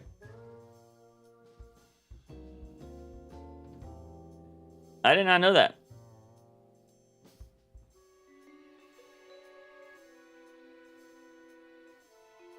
Listening to this music just makes me want to play Final Fantasy. I've been, like, really playing games a lot. Like, I've been degenerately playing games. Like, 100%. I've been playing Final Fantasy and Madden. Oh, by the way, let's check if I can actually put Helldivers on my PS5. Dude, Clay, I don't know if you've ever had this issue.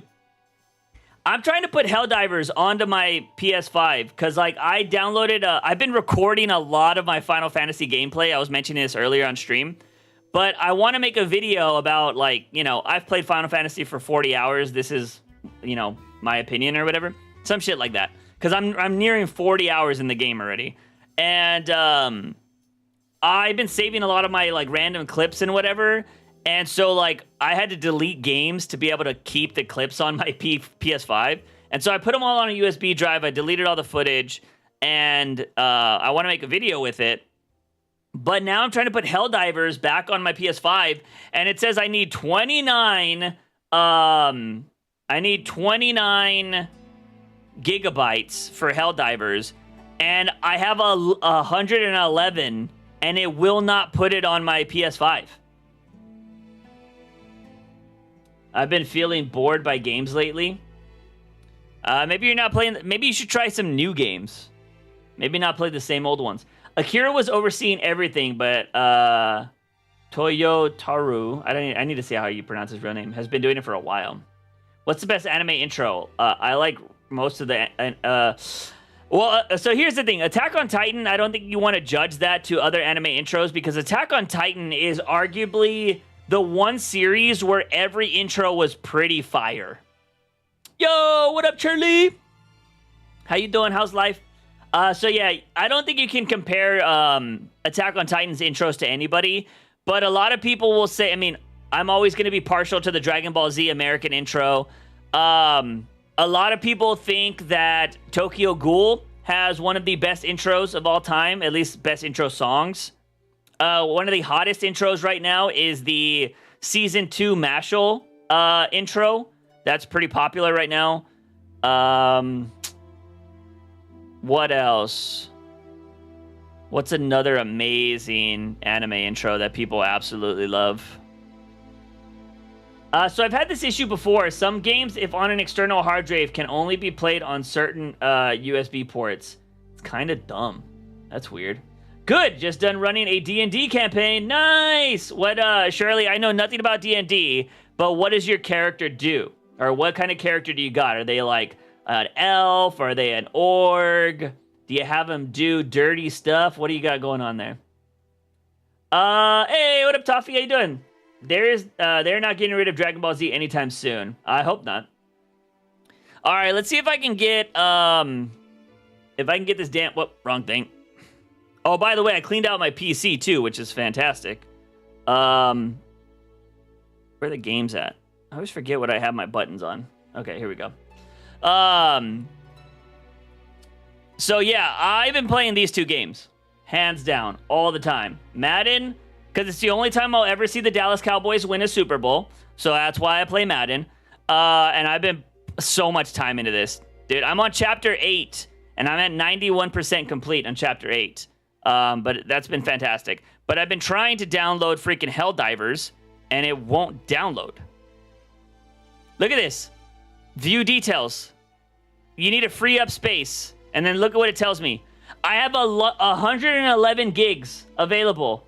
A free space, and it will not let me download this game. It doesn't make sense. It doesn't make sense. I don't get it. I have the space. It just won't let me, like, I'm still waiting for Genshin Impact to download. I do not get what's going on.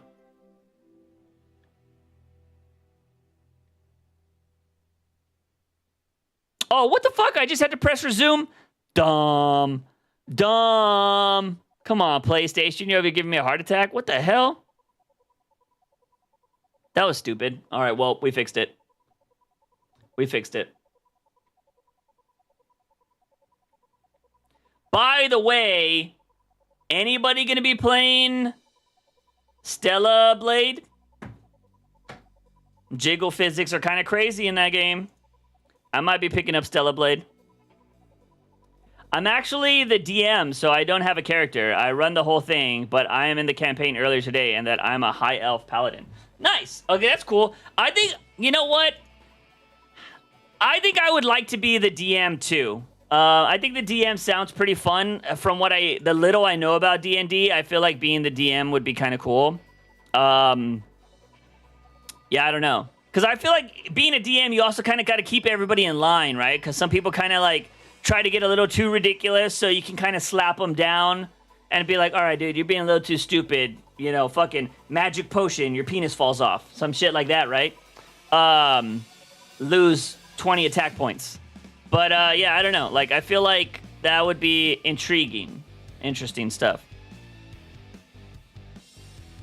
I love this battle music. So Stella Blade. Anybody gonna get Stella Blade? If you guys don't know what I'm talking about, let me show you Stella Blade.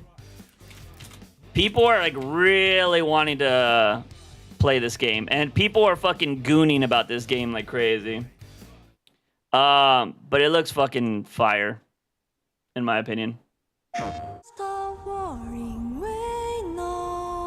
I've been playing Final Fantasy a lot, so like, I kind of want to play it. It looks nuts.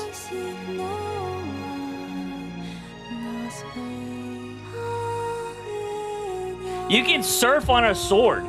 It looks awesome. World building is great though. Juice is a storyteller. He would enjoy it. Yeah, it's stressful. The story begins on post-apocalyptic Earth, where a mysterious enemy called the Naytiba has forced the human race to flee to an off-world colony. Dude, the game looks crazy. Players will take control of Eve, a member of the 7th Airborne Squad. Her mission is to save the planet by defeating the Elder Naytiba. So the fighting gives me like Final Fantasy vibes. Is complete the mission. While most of the 7th Airborne Squad is lost during their descent from the colony, Eve soon meets 2 new companions. Okay, they gotta show more gameplay. Adam, born on Earth, is in pursuit of an energy source. Eve and Adam, ooh, I bet you they're gonna have a love triangle. Well, there won't be a triangle, but they're gonna have a love spat or something. Adam and Eve, so typical. As human survivors on Earth. All right, where's the gameplay at, dude? Show me the gameplay. At each camp. What the fuck's the gameplay? I can feel the hatred, but I cannot feel the source. Show me more gameplay, bro. I don't know if they show the sword surfing on this. This is no longer the drone you knew. I don't know. I just feel like it's gonna be one of those games that's gonna be pretty fire. They're supposed to have a demo coming out soon. I want to try it.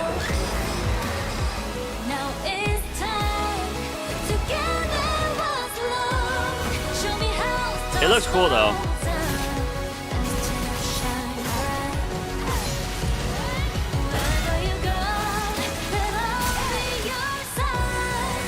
Apparently there's like an insane... Oh, so... Was she wearing a bunny outfit? Is she wearing a bunny... Is that a tail? There's got... So a lot of people are gooning over the character's outfits. That's what's been going on. I think she is wearing a bunny outfit. So there's like... So this game, everybody's going crazy for... If you type it in, let's see... It's got like skin suit. This is what everybody's going nuts over. Is this suit right here? Everybody's like, oh my god. And there's like, I don't know. Let's see. Stellar Blade ladder. There's this clip that everybody's playing constantly. Because they're like, the jiggle physics in this game are nuts. This is what we just saw. Anyways. Look at that shot. Oh my god. Bro, do you see why people are going to play that game? Like, it's wild. It's going to be the Gooner game of the year. I'm telling you. Gooner game of the year. Let's see. And Juice, you can never control the characters too much. They will always throw you off course. Really? Well, so like, how do they throw you off course? By just what they say?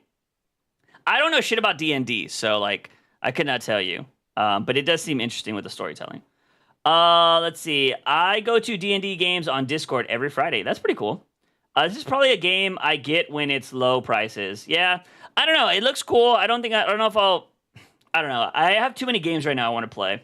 I've also downloaded some free games recently that I think look kind of cool. It's almost Devil May Cry type, right? It kind of gives off that vibe, but probably a little bit more mechanically sound, like better fighting-wise. But I don't know. It looks cool. I hear a lot of people talking about it. But I also hear a lot of people just fucking like horny over it. So that might be where all the hype's coming from, is people that are super horny. But it's funny though. I saw somebody talking about it because everybody's talking about this skin suit. And apparently if you equip that skin suit, you're not able to block or something with it. So it's like hard mode. So it's going to be pretty funny when everybody's equipping that and they're just dying instantly. So that might be kind of funny. So I don't know. But that's what I heard. I heard that like it just takes away all your defenses and shields and shit. So, really weird why you'd have that. But hey, if you can look at it while you're playing, right? But I don't know. So interesting shit going on there. But Stellar Blade does look interesting. But I need to play Helldivers, man. But I also don't want to get addicted to Helldivers. That's the problem. I really don't want to get addicted to that game because I've seen a lot of people playing it. It looks pretty fire. I also have Power World. Too many games already. Power World is going to be a stream game, though. That's a game I play on stream. Unless I end up falling in love with it and I want to play it off stream. But I really bought those 2 games to kind of play on stream. So one of them definitely needs to be a stream game for sure. Shirley, my friend sent me a meme the other day because they thought of me when I had a meme. They saw a meme and they thought of me. And when I saw the meme, I thought of you because the meme was it was like a torn up book all over a floor. And the caption read, "My dog ate my yaoi."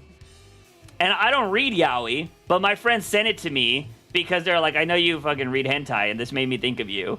And then you mentioned you had your yaoi next to a Bible. And I was just like, that's a Shirley meme. So I thought that was funny. But it was just like torn up yaoi all over this freaking floor. It was funny. So I don't know if you've ever had your yaoi torn up by a dog, Shirley. But it was funny. I was like, dude, I could only imagine coming into my room and my dog tearing up my shit and just being all over the floor. I'd be like, that's got to be like super embarrassing. Just ripping it all up and somebody just walks into your house and being like, oh, okay. And there goes my dog. Ollie, quiet. He's barking. Here to... I actually don't have any yaoi, but I've read them. Okay. Ollie! He's going crazy. He heard a car outside.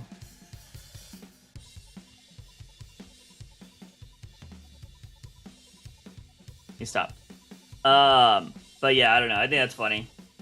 I just saw that and I was like, bruh. I've still been progressing on the writing. I had some days that were really rough. I wrote like a sentence, but that's always been the goal. 1 sentence a day at least, or just add something. I've had some good writing days recently. But I'm trying to keep that going. I'm trying to get back on the working out every day thing. I get on the treadmill every day. Not necessarily I did have like a bad arm pain the other day.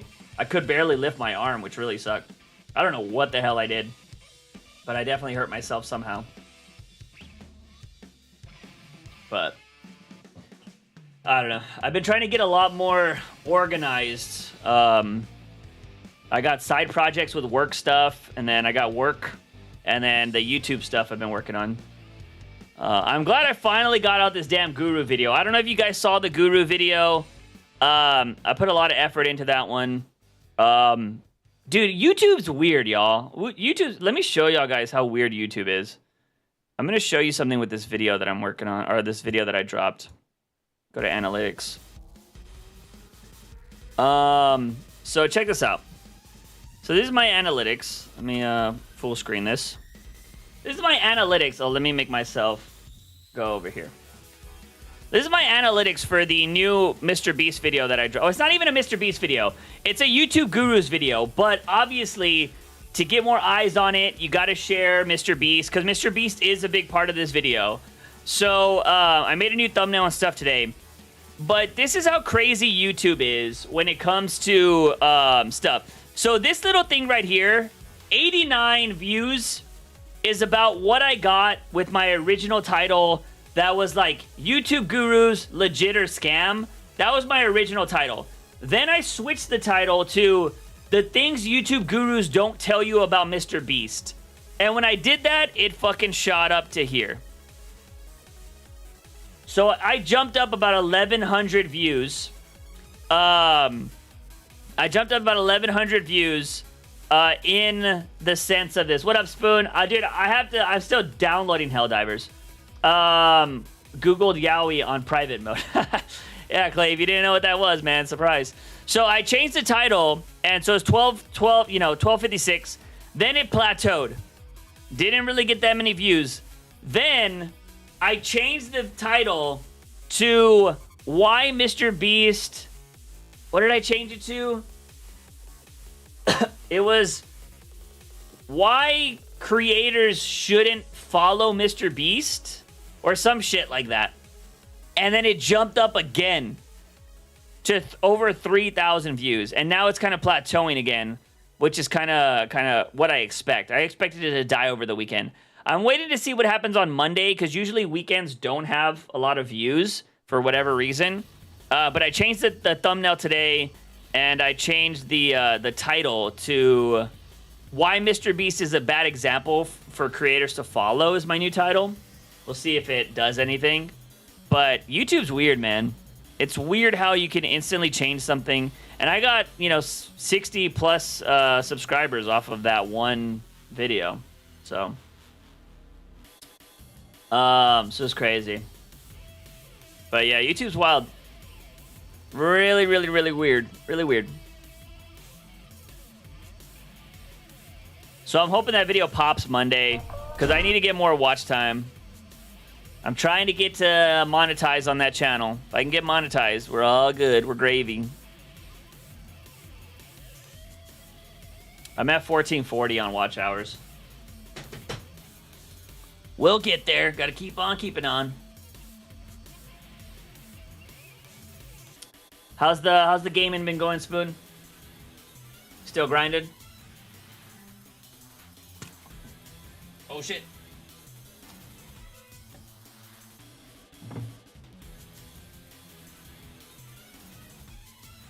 I don't remember hearing this song in Final Fantasy.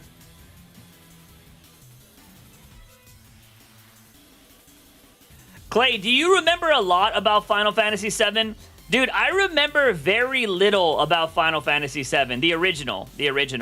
I know that Final Fantasy Remake is not a one-to-one, and I don't know how much different it is.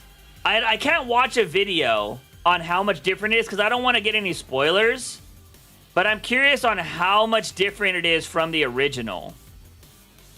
Obviously, they've added a lot of stuff, but I know it's not a one-to-one remake, and I don't know if they're going in a different story direction either. But yeah, I'm just curious about it, because like with 8, even 8 being my favorite Final Fantasy, the only things I remember from 8 are when... I don't even remember the main guy's name. When he gets cut by the Gunblade. I remember the Gunblade being called Lionheart. I obviously remember the card game in Final Fantasy VIII. And then I remember when the battle on the school. Like, the school ship moves. And I remember all those motorcycles being on top of the school and driving down. And thinking that was one of the best fucking scenes ever, because these motorcycles are driving down like a vertical school, and it looked pretty crazy. And then yeah, and then I'm pretty sure one of the character dies. I think does the girl die in 8? I don't remember. Spoilers. But yeah, I don't remember. That was a long time ago. I don't remember. But yeah, I don't remember a lot of those games back in the day. Like, and I beat them. I know I beat them, but I don't remember the endings to a lot of games. Same thing with, like, Silent Hill. I've beat a lot of the Silent Hill games. I don't fucking remember them. I know Silent Hill had a bunch of different endings, too. But yeah, I don't remember a lot of those games. Dude, same. I have been playing this, and most of it feels so new. Yeah, see, exactly.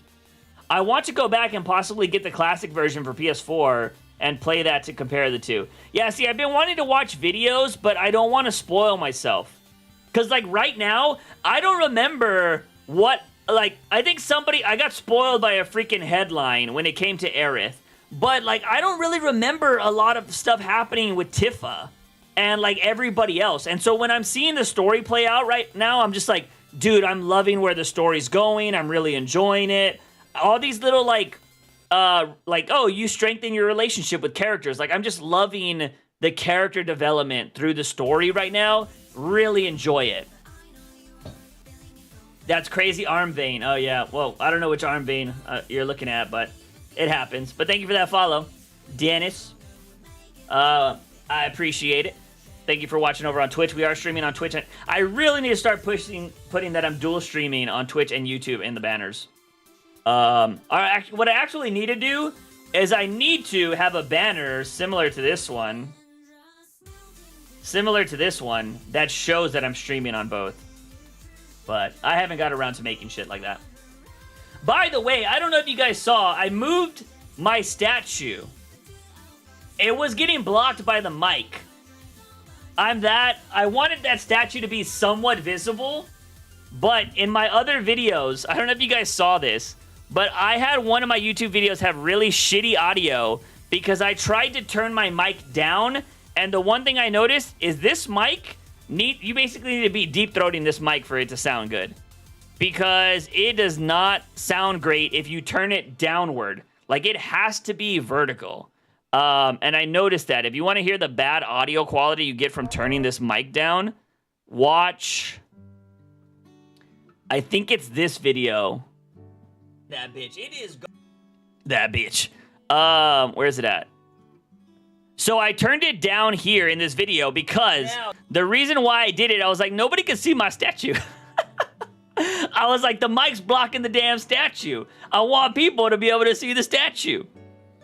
And so here, the statue used to be right there, and this is where I would have the mic when I'm making videos, and it was getting blocked. You couldn't see it.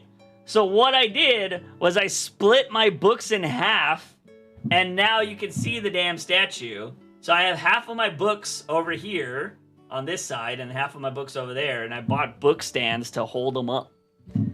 But yeah, I'm gonna hit the hay so I can wake up early and play Final Fantasy VII tomorrow morning. All right, Clay, thanks for coming by, man. Have a good one. Peace out. But yeah, so I have my Rez statue now visible, so it was funny. I was like, I gotta put it on. I can't put it on this table. Look, I'm gonna tell you guys something right now. It's something really that worries me. So this desk that I'm sitting on, a lot of y'all, if y'all been here for a while, know that this desk is glass.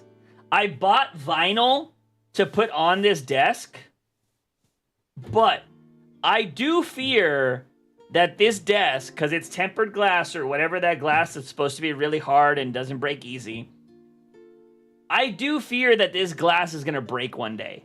And all the shit I have on here is just going to fall to the ground, which it's my PC and everything. So, like, I kind of have my PC. It wouldn't really matter if all the glass broke. Luckily, it's 3 separate pieces. So, I don't think they would all break simultaneously. So, I have my PC kind of halfway in the middle of one. So, if it broke, it might get saved. I don't really know. But I do fear that this desk will just shatter someday. And so I want to get a wood desk eventually. But I just don't have the money. Because, like, the next desk I buy is going to buy one of those standing desks. Because I want to work standing up sometimes. I get really tired of sitting. I genuinely get tired of sitting. I game while sitting. I work while sitting. I'm getting really tired of it. So I would really like to raise the desk. But those desks are also like $1,200. And I'm just like, I don't need it that bad right now. I don't need it that bad right now. But I would like to upgrade my desk at some point. Because I do really fear that this will break someday. Juice, do you have black friends? That just came out of nowhere.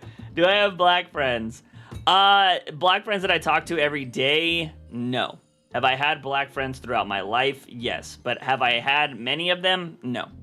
I live in a predominantly, I should say I grew up in areas that were predominantly Hispanic and Latino. So, like, I grew up with a lot of people that were basically like me. I didn't get, like, dude, because throughout my whole course of, I'm trying to think, in elementary, thank you for that.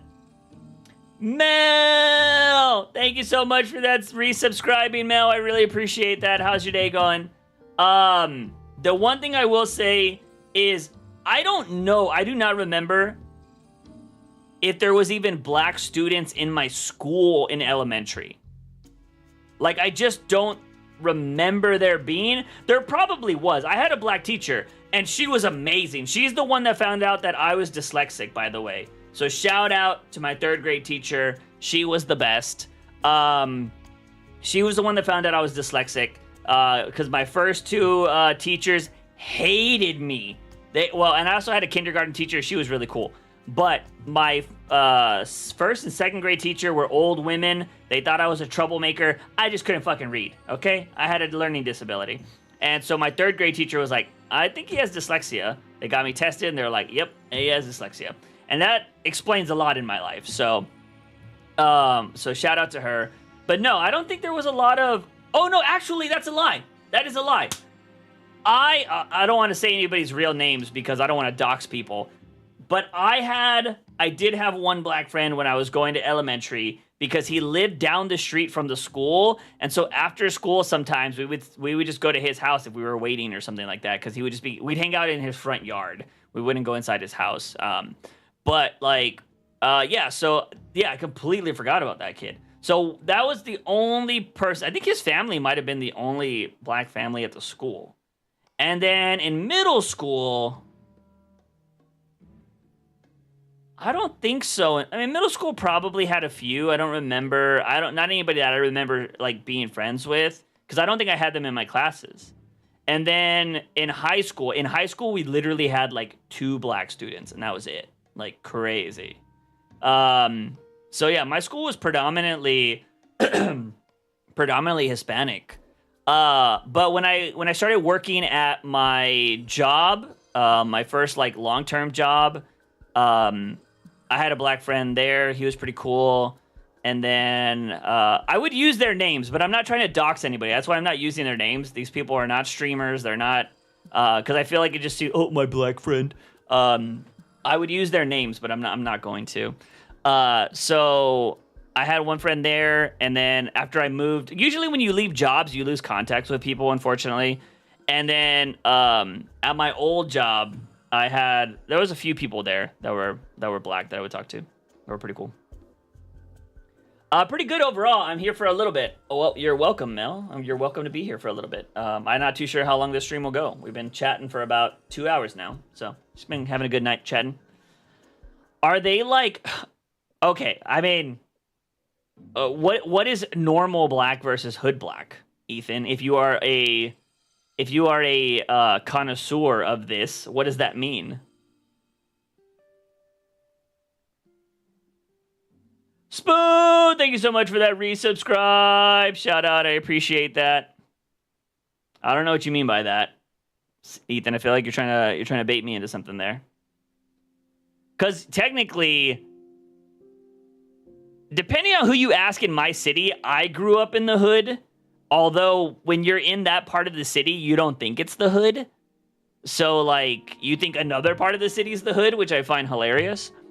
And so, I mean, everybody that I grew up around felt normal. But if we were in the hood, I don't get it. So, no, I don't.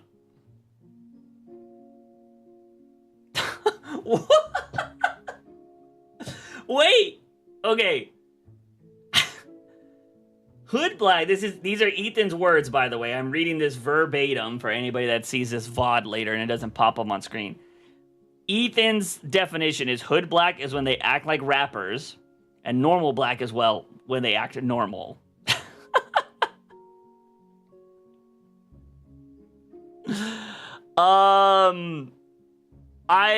I don't know, Ethan. I mean, I can't say my friends all felt pretty normal.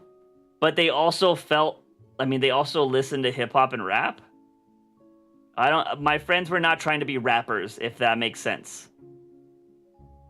I don't know. I don't categorize them by that way. I could say somebody grew up in the hood, especially if they grew up where I grew up, and like if we were considered that. I don't think where I grew up was that bad, personally. I wouldn't consider where I grew up the hood. I genuinely would not. I feel like that would be more in my city. It would be more like the west side is where people would consider that the hood. But even then, I don't think it's that bad. This took a turn. Hey, this is Ethan. Ethan's over here trying to ask these questions. But no, I don't categorize people by where they grew up or how they act, Ethan. I always liked my hometown to Gotham itself. It's always been the ghetto. I mean, I know a lot of people that have grown up in bad parts of town. I'll say that. But I don't know. I feel like a lot of people, I don't know. You are who you want to be. You don't necessarily have to be like where you grew up. I don't know how to explain it, but they act tough and act like a thug.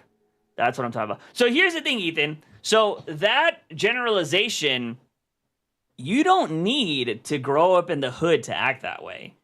Because I can tell you, I've met many suburban white kids that act like thugs and act like they grew up in the hood, but they grew up in a 2-story house and their parents had well-paying jobs and two cars to get around. So, you don't need to grow up in the hood to act like that.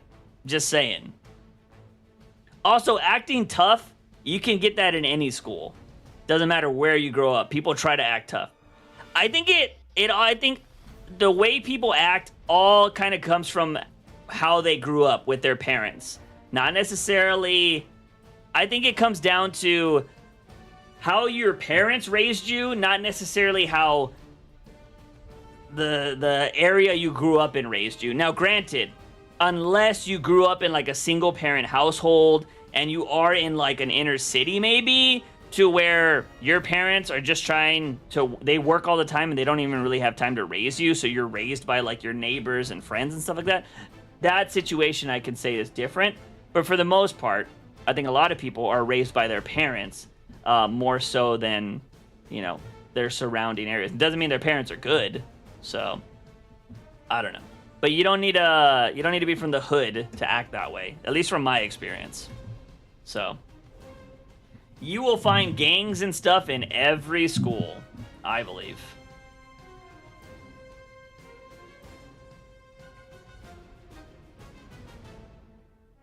Bum, bum, bum. Some people don't mind when there's a girl is having OnlyFans, but what about you? Would I mind if my girl had OnlyFans? No, I don't. It would depend on what kind of content she's making. I would mind if my girl's OnlyFans had her hooking up with other guys. I would mind that. I would not mind if my girl has an OnlyFans, no.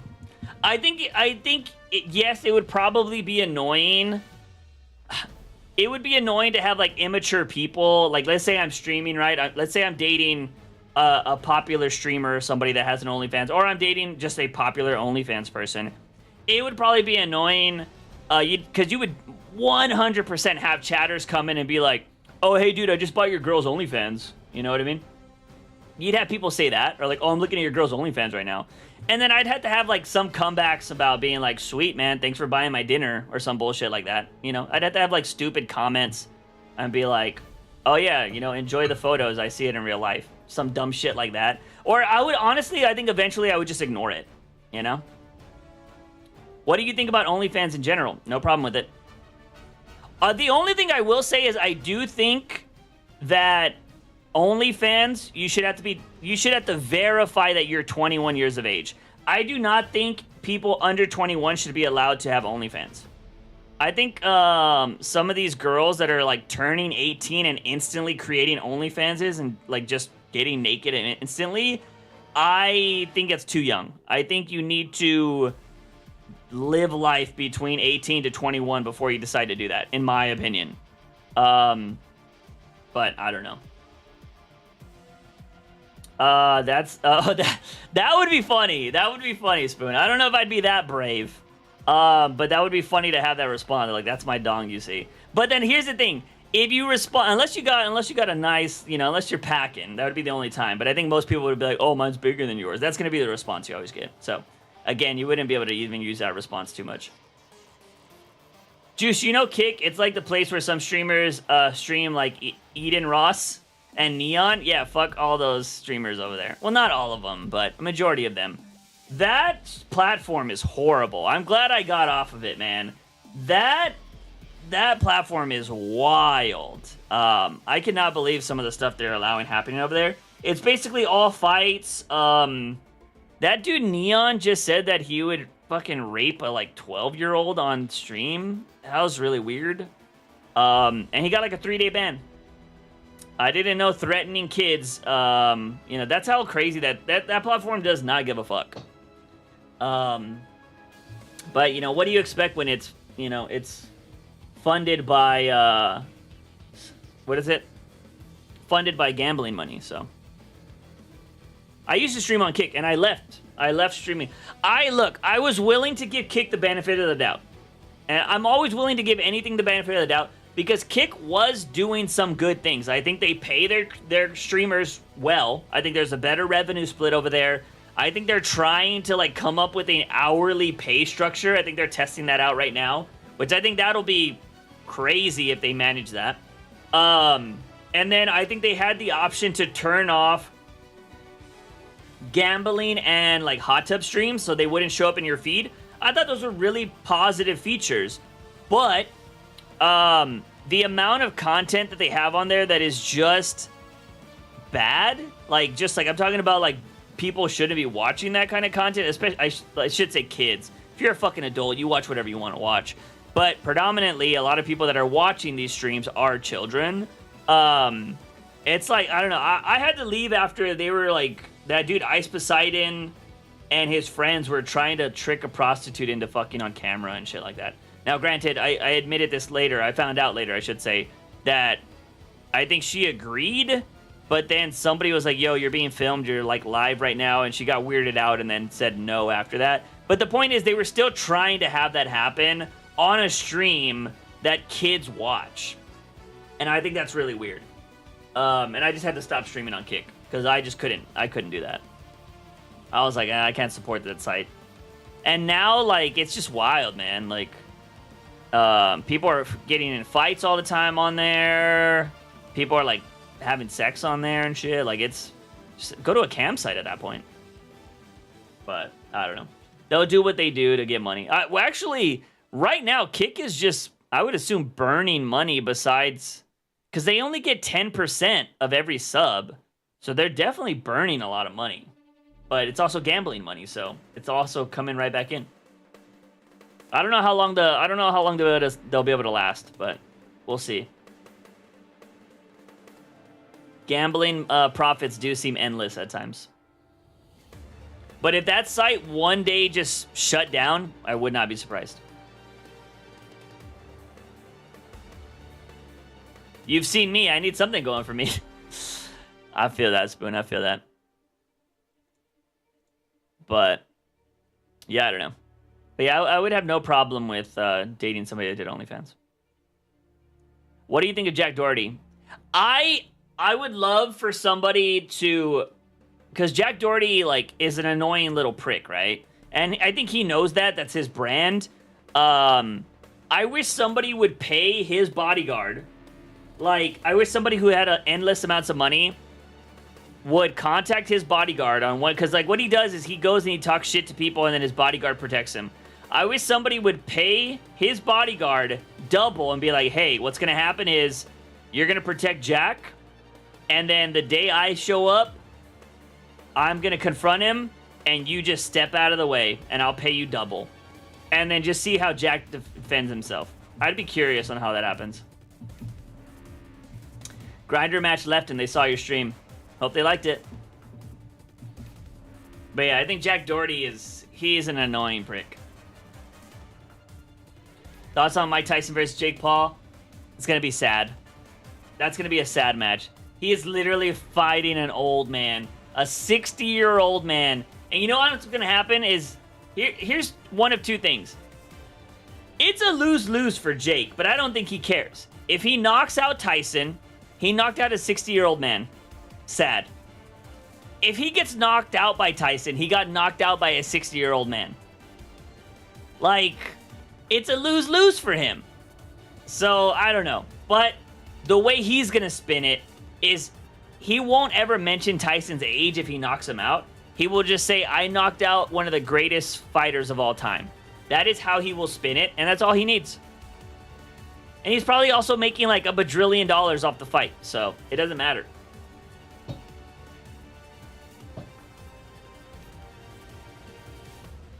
Like them or hate them, the Paul brothers know how to make money. So, they knew that they're the villains, and they run with it. I can't hate them for playing the game, you know what I mean? What two celebrities would you pay to see fight?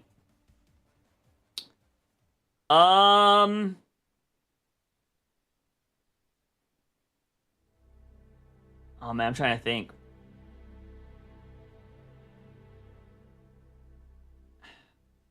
Oh, are we talking? I'm assuming we're talking like boxing. I don't know. New Prime flavor, bitten ear. That would be interesting. Dude, Prime doesn't taste great. I don't know if any of y'all have had Prime. Prime has a weird aftertaste. I don't like it. What two celebrities? I feel like I'd want to see more streamers fight than celebrities. I don't really have... You know what? I want to see... I don't know. I would want to see, like, Tom Hardy versus, like, Christian Bale. Like, prime. Both of them prime physique. But I don't really know. I don't really have anybody, like, celebrity-wise I'd want to see fight. I've never had it, but it's almost every shelf in the smoothie place I've been going to lately. Yeah, I mean, they're kind of everywhere. Again, they're great at marketing. It doesn't taste great, though, in my opinion.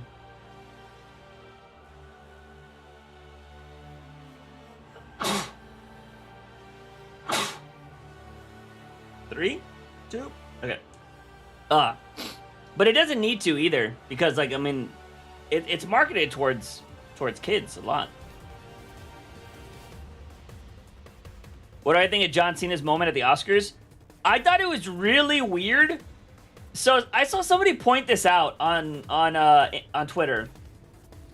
So apparently, since I don't know if y'all guys saw that Cat Williams interview with Shannon Sharp, where he said that Hollywood makes black men dress up as women, and like that's how they humiliate you and like put you in the Illuminati or whatever the hell he was saying. I don't know what he was saying. But he was saying that's how like Hollywood humiliates black men is by putting them in dresses, right? And he was saying all these men that have been put in dresses. That's not even factually accurate. There's like so many like popular, extremely popular white men that have been in dresses. John Cena has also been in a dress. And now the thing that's getting spun on Twitter is like every time men do something humiliating or unmasculine, it is Hollywood and liberals trying to become woke or something like that. And so John Cena did the like naked joke on the Oscars. And they were like, look at this liberal media, blah, blah, blah, blah, trying to humiliate John Cena and make fun of males. I find it so funny because when I was growing up, those kind of jokes are what everybody loved. I mean, we used to love Jackass, right? Anybody that remembers Jackass, everybody remembers Party Boy. Party Boy, his whole thing was boombox, play music, rip off clothes, he's in a thong, starts dancing everywhere. That's basically what John Cena did. He just showed off his body. Party Boy's out here doing all this kind of stuff. You know, Jackass had Ryan Dunn put a freaking car up his ass, and everybody was like, yeah, he put the car in his ass, woo! And everybody ate that shit up. They thought it was amazing, they thought it was funny, but now, it's liberal woke media. They're trying to emasculate us. Bro, it was fucking 15, 20 years ago. We were fucking loving this shit. And now it's this fucking conspiracy. It's so fucking idiotic, man. It's so dumb. It blew my mind. Blows my mind. Everything's political now. Can't do shit. Dude, you want to know what's crazy? People are now saying like, what's her name? The blonde that everybody's obsessed about her boobs right now. Sweetie something, Sydney Sweetie or whatever. People are trying to say she's woke, blah, blah, blah, because of her tits, I guess? Her tits are woke? I don't really know. I mean, in Texas now, you can't even get on Pornhub without freaking having a VPN. I don't know what's going on. But, like, it just seems like conservative people do not like anything cool. I don't get it. It's so weird. The culture wars right now are so weird. What if Peacemaker met Black Adam in the DCEU? Would it have broke the internet? I mean, there would have been a moment I think people would have talked about. I'm not sure what Twitter is more of, trashy and liberal media or conservative media. It's a little bit of both. What's the worst Oscar moment, John Cena or Will Smith smack? I don't think either of those are the worst Oscar moment. I think there's a million worse Oscar moments than either of those. John Cena would have been worse than Will Smith hit costume sign fell. Wait, Will Smith hit the costume sign fell. Wait, John Cena moment would have been worse than Will Smith. Oh, if the costume... Okay, I got you. You can't get on, like, any porn sites without a VPN because Texas made laws that said it has to give it... It's so dumb. Yeah, it's dumb. Wait, I got on OnlyFans, though. OnlyFans still let me get on. Because I checked that. Like, a friend of mine showed me, they're like, oh, yeah, this is what's happening today. And I was like, no way. And I checked, and I was like, wow. I already pay for a VPN, so I just, like, whoop, switched it. All right, cool. I'm Canadian now. But, like, I just thought that was, like, ridiculous. Like, I don't know, man. It's just, like, really weird. But I do think it's just another way. I forgot what... I don't know, man. I can only see the reason... Because, like, the thing that sucks is everything is for the kids, right? Everything is for the kids. Like, oh, no, we got to protect the kids and we got to do this. You know what would really protect kids? Maybe feeding them. Making sure that they have health care. Maybe providing that they have a home. Maybe providing that they get an education.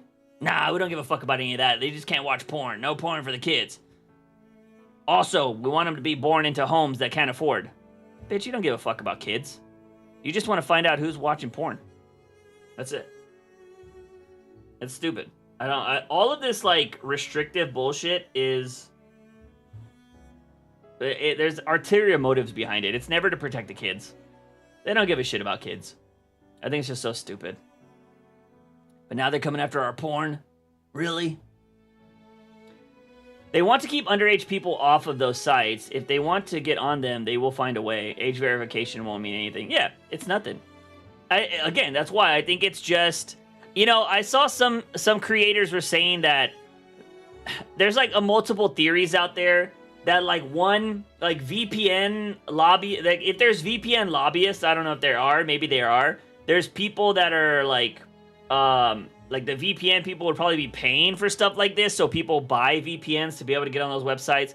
Or, like, all of the politicians maybe invested in VPNs, so they push something like this, so they know their VPN stocks will go up, and yada yada. Like, that's another theory. But, like, nobody gives a shit about the kids. Like, it's never about the kids. Like, you know what I mean? But yeah, I would not type in my information at all to find out, to watch that, you know what I mean? Dude, here's the thing, like, yeah, I just feel like any politician is still, like, politicians are probably, a majority of them are, like, probably around my parents' age, so they still didn't really know the internet or understand it at the time. But dude, when we were going to school, when I was in school, we used proxies to get around the internet in school so we could still go to all those crazy websites. Like, kids will find a way. Like, it's not hard. Like, none of that's gonna keep people from anything. It's stupid.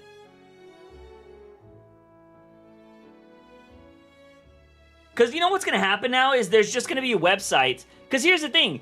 They probably don't keep it from Discord, right? Peace out, Mel. Thanks for coming by. Have a good one. I heard Texas is messed up and racist. Have you experienced a lot of racism in your life? I've experienced racism. I don't think it's as bad as people say, personally. I think the thing is a lot of... you probably get more racism in small towns than anything.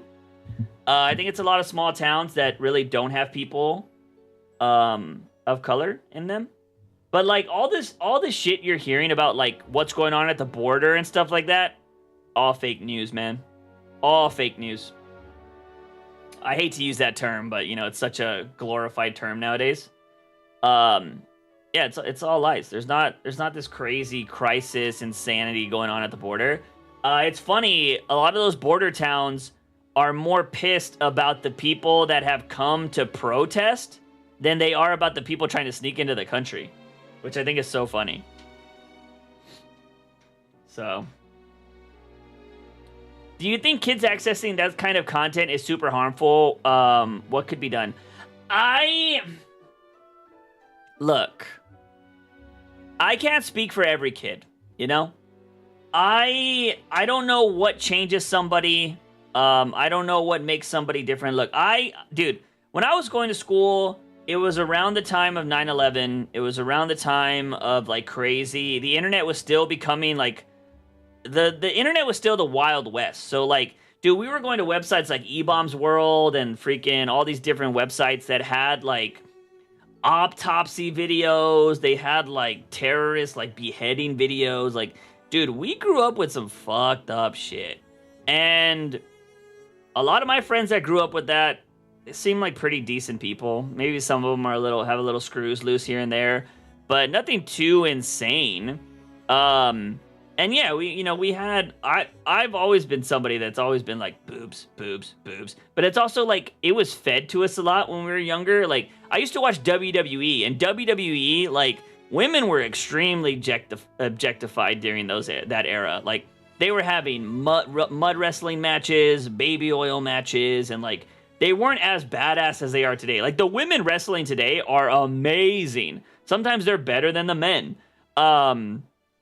But like for the most part, like women were very objectified back then. So it was just like, oh, swimsuit issues, all this kind of shit. So things are, I think, a lot different now. I think people understand and respect women a lot more nowadays. Granted, there's still a lot of assholes out there, but I do think it's a lot better. They're like it's at least media perception wise. I think women are way better treated than they were 20, 30 years ago.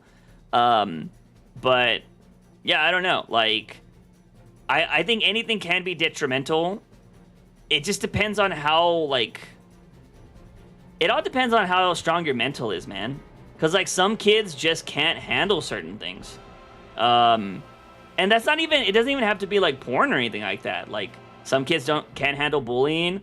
Some kids can't handle, just, like, constantly seeing hot people online all the time. They have low self-esteem. Like, I think social media is probably a lot more damning than a porn site, in my opinion.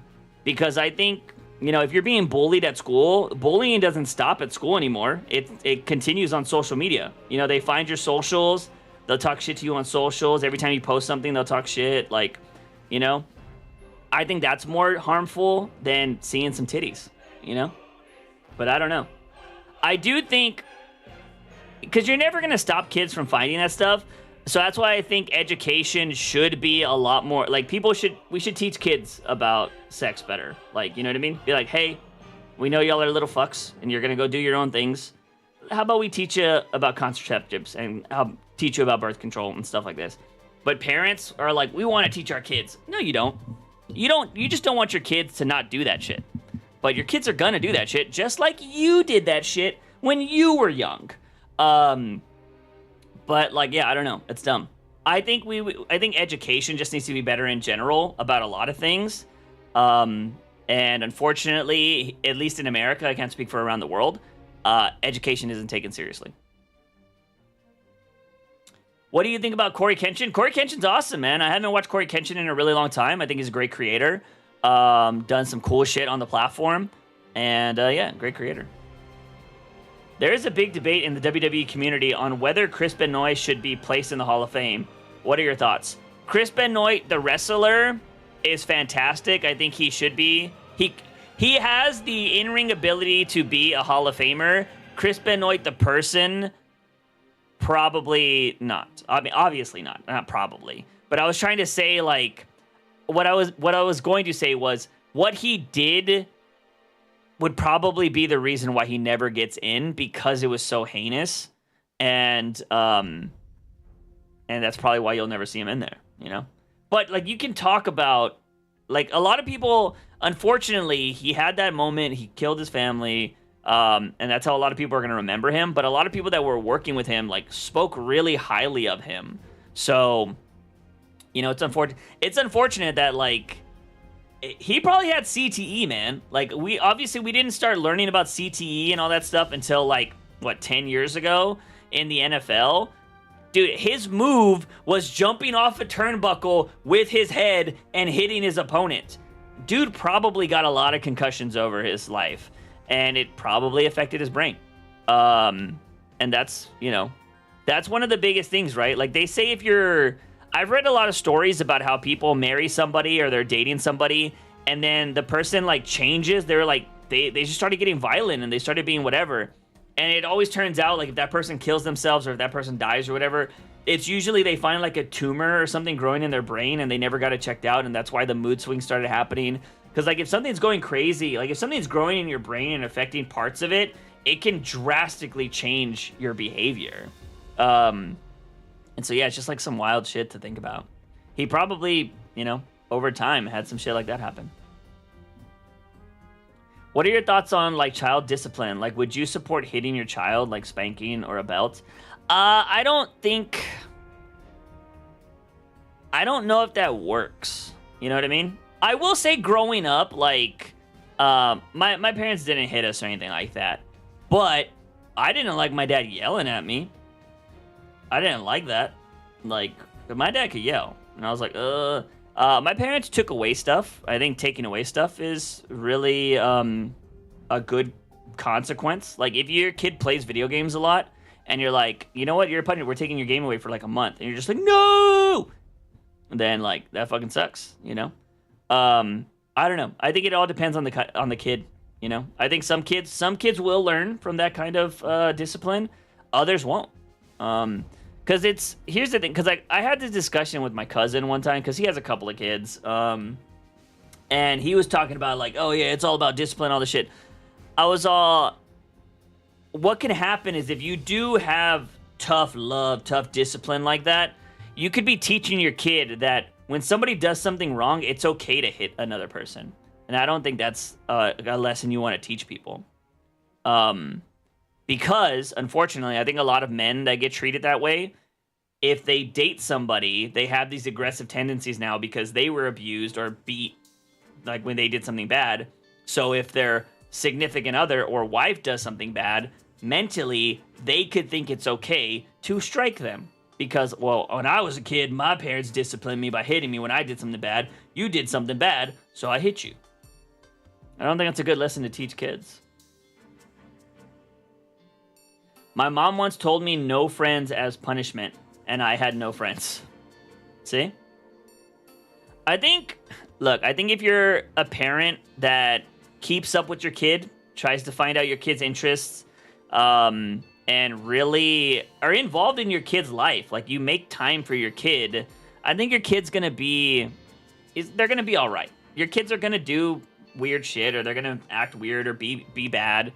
But I think if you always sit down and explain that to them, it'll be good. But it also depends on, kids are very different. We have kids that are on the spectrum now. We have kids that, have learning disabilities. Like, everybody's like, we're starting to be a lot more knowledgeable as a society. Like, because, I don't know, man. I'm pretty sure I went to school with a lot of kids that had, like, autism and shit. And we didn't know that. We just thought they were weird. And so, like, I think about it now, I'm just like, oh, shit. That probably makes a lot of sense, So what time is it? 11? Should probably wrap this up soon. But yeah, I don't know. I just don't think there's a lot of, I don't think there's too many benefits from that. I think hitting your kids probably you can grow a lot of resentment to it. I think consequences of, like, taking stuff away, I know that would work for me. I mean, especially, like, taking away, like, the internet. Imagine that from a kid today. That's gotta be, damn, that's everything. Because when I see kids, like, act up to the teachers or be, like, very disrespectful, I know the parents don't do a good job at raising them as well. Well, I mean, that's a catch-22, right? Because, like, the reality a lot of people will never tell, there's a lot of people that have kids that shouldn't have kids. And they're shitty parents. And some kids can like be miracles and not be their parents and still become good people in spite of having bad parents because they never want to be like that. But then there are also kids that their parents treat them like shit, so they're gonna treat other people in their lives like shit. So that's kind of how it happens. I was hit as a kid and it messed me up mentally, and it's a shitty thing to do. There you go. There's also shitty teachers out there. Oh yeah, woo! You are right, Shirley. There are some shitty teachers out there. Like I said, my first and second grade teacher were really shitty. Third grade teacher was amazing. Kindergarten teacher was awesome. My fifth grade teacher was awesome. My fourth grade teacher...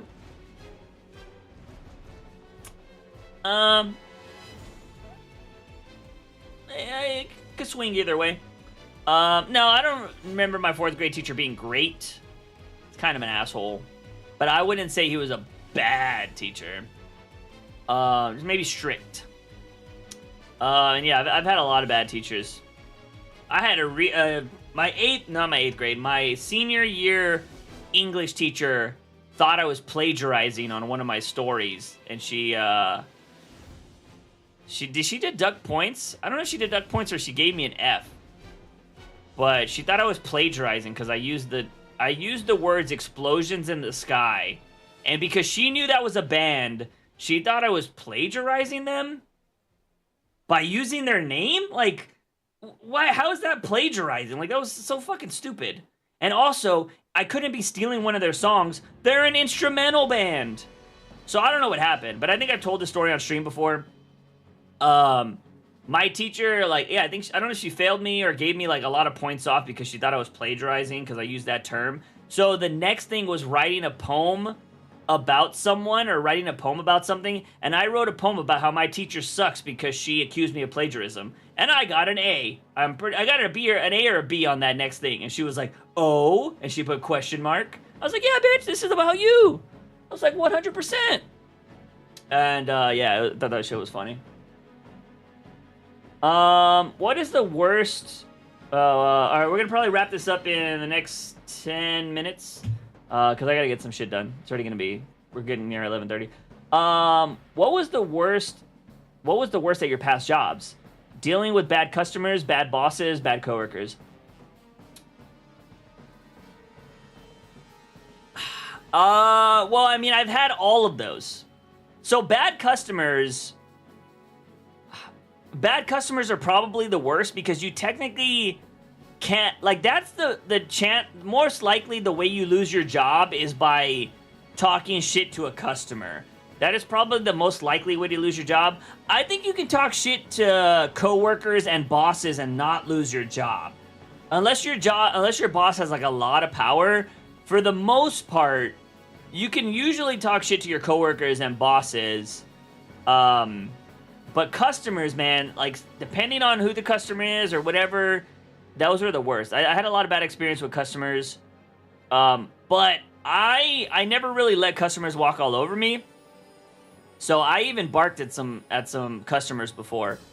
But so I would think customers are the worst because they think you're a servant for them.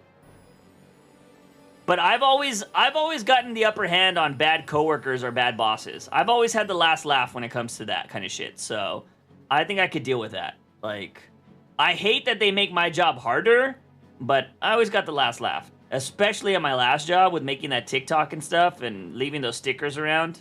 Those were good times. It depends on what he did, though. Like, you should get a fair consequence. I don't know how to explain it. I would disrupt class, and I was hit and disciplined as a kid. So there's a hole there's a hole in your argument. Are you talking about my argument or Ethan's argument? I would disrupt class, and I was hit and disciplined as a kid. So there's a hole in your argument. Oh, Ethan. Oh, my bad. I didn't even see the Ethan part. That totally just blanked out there. But yeah, bad teachers are really shitty.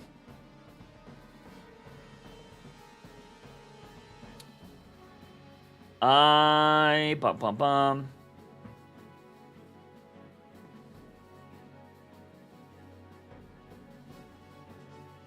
How did somebody 11 days ago? Somebody was halfway through the game. That's crazy. I don't know if I'm gonna play some Final Fantasy tonight. I feel like, I think the games were downloading. I should have them on my PlayStation now. Customers annoys me sometimes. Thoughts on the anime McDonald's? Dude, that anime's McDonald's promotion is really weird. Also, that sauce sucks. That sauce is horrible. It tastes gross. It's really weird. But McDonald's is also really big in Japan, so it's not like... I can't say it's like... I don't know. I can't say it's like done in poor taste, because they're like really popular over there, if I'm not mistaken. But yeah, I don't know. It is kind of weird. I'm waiting for it to be hentai. It always gets turned into R34. I had the sauce. It tastes so bad. Yeah, it's bad. Did I ever mention that I want to change jobs? You mentioned that before. Yeah, I don't know. McDonald's, I feel like they went full-blown anime because they had those little, like, anime things that went viral. I don't know if you saw that. It's like the redheaded girl with her redheaded kid and the husband, and they're, like, eating McDonald's. Like, those get really popular. I've already seen so many R34s of those things. But, like, yeah, those things got really, really popular. And I figure they're like, oh, let's just go full-blown, like, doing an anime, like, promotion. That's what I would assume. Because, like, I don't know why else they would do that. It's not, like, tied into any anime cartoons or anything like that. So, I don't know what they're doing.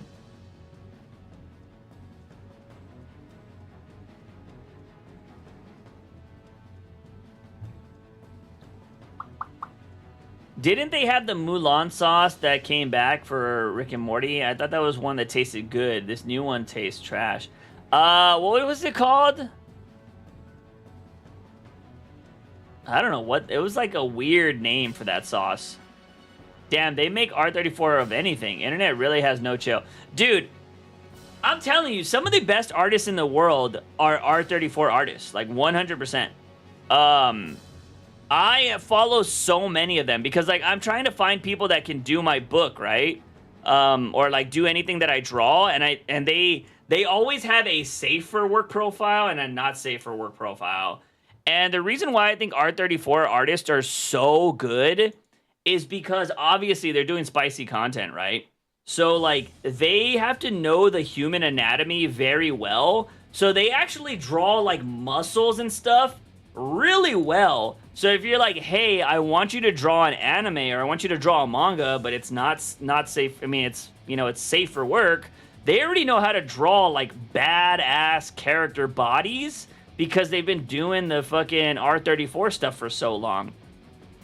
And I think that's like happens a lot in the industry. There's a lot of people that start out as like R34 artists and then they go on to be like actual, like I have a series that like is safe for work and stuff, which is kind of crazy. But I love that there is that option in this world.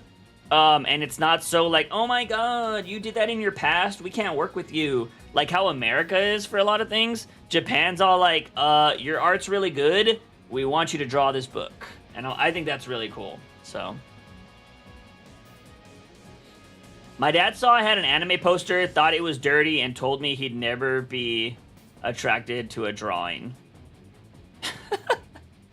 Okay, that's really weird to automatically go there. I'm just gonna call that out. He saw an anime poster, thought it was dirty, and told you that he would never be attracted to a drawing.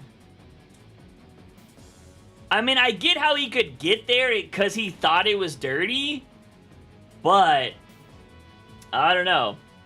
You don't always gotta say everything you think. Random, I know, but Hershey's chocolate is the best. Is it? I don't know if it's the best. He was totally attracted to it, for real. What was the anime poster? Yeah, now I'm kind of curious. I don't know. I just don't, like, I think it's really, like, look, I get certain people not being into anime or being whatever. That's totally fine. But like, I don't know how you could see a drawing, somebody draw something like a super hot anime girl, and then just be like, ew. You know what I mean? Like, I'm like, bro. Like, maybe it's because like I'm old, and so back in the day, like when you had friends that would doodle in class and they're doodling like hot girls, you're just like, are you gonna give her big boobs? You know what I mean? Like, you're just like, whoa, you can just draw that stuff? I don't know. I don't know. I still have the theory that people that are very hard set against stuff, I think are just closeted that thing. You know, like people that really hate gay people, I think they're secretly gay. People that really hate, like, I don't know, fucking, I guess like anime and stuff like that are probably like watching some weird ass fucking hentai type anime. I don't know. I always go with that. I think people have to course correct. People that are extremely closeted really go against what they hate. Basically told me it's worse one thing to be attracted to real life girls, but wait. He basically told me it's worse one thing to be attracted to real life girls, but it's weird to be attracted to a drawing. It's a Jolie, from JoJo. Her shirt has a lot of holes in it. Of what I've seen so far, Mikasa is my girl. He is dressed and drawing kind of sexual, so it makes sense. He'd go there. Yeah, a lot of the JoJo characters, that makes sense. Speak of, do you guys have anime waifus? If I had an anime waifu right now out of what I'm watching, I always go with the High School DxD girls. But out of current anime, I'd probably go, why am I dropping her? Yor from Spy Family. That'd probably be my current. Well, I mean, she's literally my background right now. I would wife her up. No, yeah, telling you. The anime is called High School DxD, Ethan. Don't get all weirded out by it. Get out of my head. Dude, I love Spy Family. Spy Family is amazing. But yeah, yours, that'd be my current right now. Because I have a crush, because I had a crush in real life. Hey man, why not both? Why not both?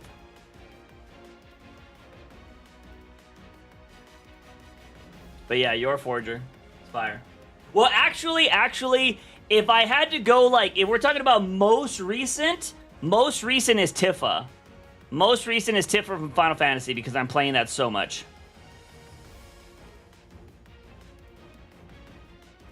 I've never had a waifu because I have I already read that. Would commissioning a lewd drawing of me and my waifu be weird or cool? Dude, it's your money. Who gives a fuck? The thing is like, here's the thing. Would you display it? That's the question. Weird. Self-insert art is weird, just like self-insert stories are weird.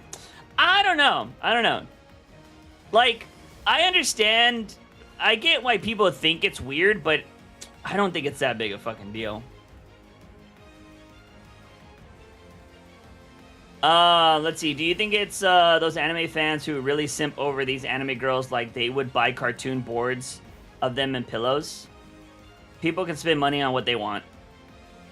I got gifted that shit. Is that something you'd do? I would do it for content.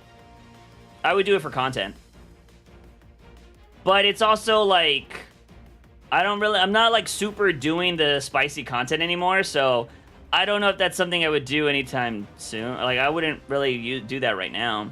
I was thinking about it when I was doing the content.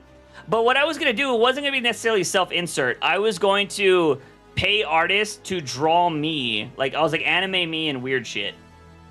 And see what they came up with. I was going to give the artists, like, full control. Just to see what they came up with. And I was going to react to what they came up with. So if they would have put me with an anime girl or whatever, I would have been like, yo! But I wasn't going to give them a direction. But I don't know.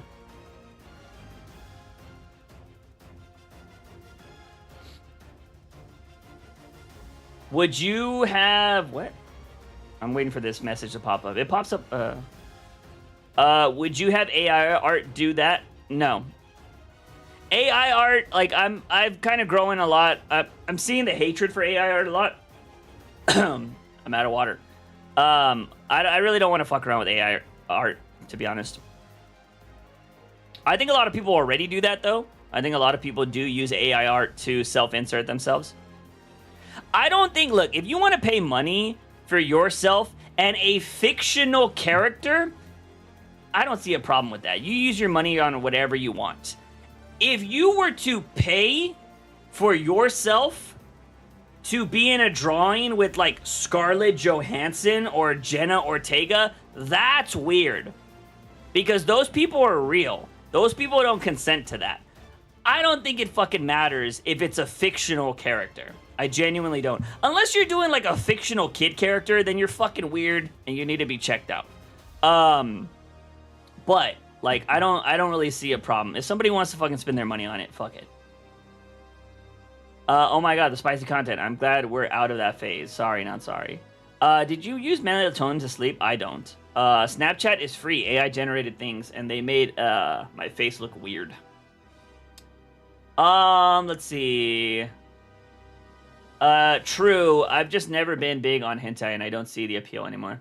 It's different for everybody. Juice doesn't want to kink shame. That's fair. I write stories with other people, and self-insert stuff just gives me you vibes. Yeah, I mean, I don't know. So, like, I wouldn't put, like... So, I do want to write a manga. Like, I want to write a story about my life. Like, events that happen in my life, but tell it in a storybook way. One of my... So, like, where's that book at?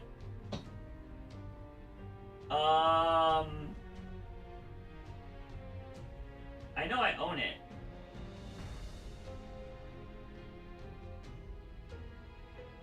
This book right here. This book right here is a, I guess what you would call self-insert book. And it's actually signed by the artist himself, the writer himself, I should say, Paul Dini. I got this from DC. This is the one cool thing they actually did for me.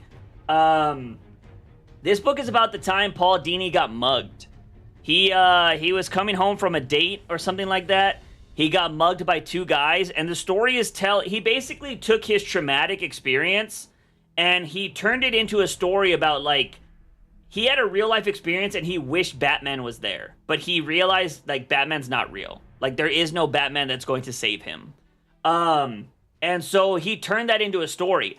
I would want to do something like this about things that have happened in my life, and I think that would be kind of cool. And, like, I don't know. So, you still read Batman, like, the cartoony story? Like, the Crytoon? No. Crytoon, no. I haven't read that story yet. I have it, but I haven't read it. But, like, it's, like, really good. Like, it's just going through his life, and he's telling it from perspectives, and he has, like, Batman and people show up, and he kind of just talks about it. It's pretty interesting. And, like, he has the mugging that happened. Like, it's a really good story. So I want to do something like that. So I don't think that's weird. But I've also, like, I have genuinely thought about, I want to put, like, my initials or my name into a character. Like, if I write something for Batman, I wouldn't mind putting my name in a character. Or at least maybe, like, my first name with my initials or my initials for a character that I create. Because at least if that character ever gets used again, the name is solidified. You know what I mean? It should be, unless some dickhead writer wants to change it. But for the most part, I think that would be kind of cool. But it's not going to be like, looks exactly like me with my fucking every facial feature and everything like that. I would like to put initials in there and stuff like that. But I don't think it's weird if somebody wants to have an anime girl. Because here's the thing that, look, this is what I want to put out there. It's not even about kink shaming. The thing I'm realizing, I also typically write not safe for work things, and self-insert gets wonky, but I agree. There's good ways to do it. Yeah, I mean, not safe for work stuff, I mean, I have a lot of that happening in my brain already, and I think I just take whatever I would fantasize and I put it on the paper, but it's going to be fictional characters. It's not going to be me. But to be honest, I probably thought it in my brain first, and then I'm like, oh yeah, let me write that down. So, you know, it's not technically a self-insert, but it's like, I was probably envisioning that, so it's just kind of like, all right, whatever. But when it comes to, oh my god, I got lost on something.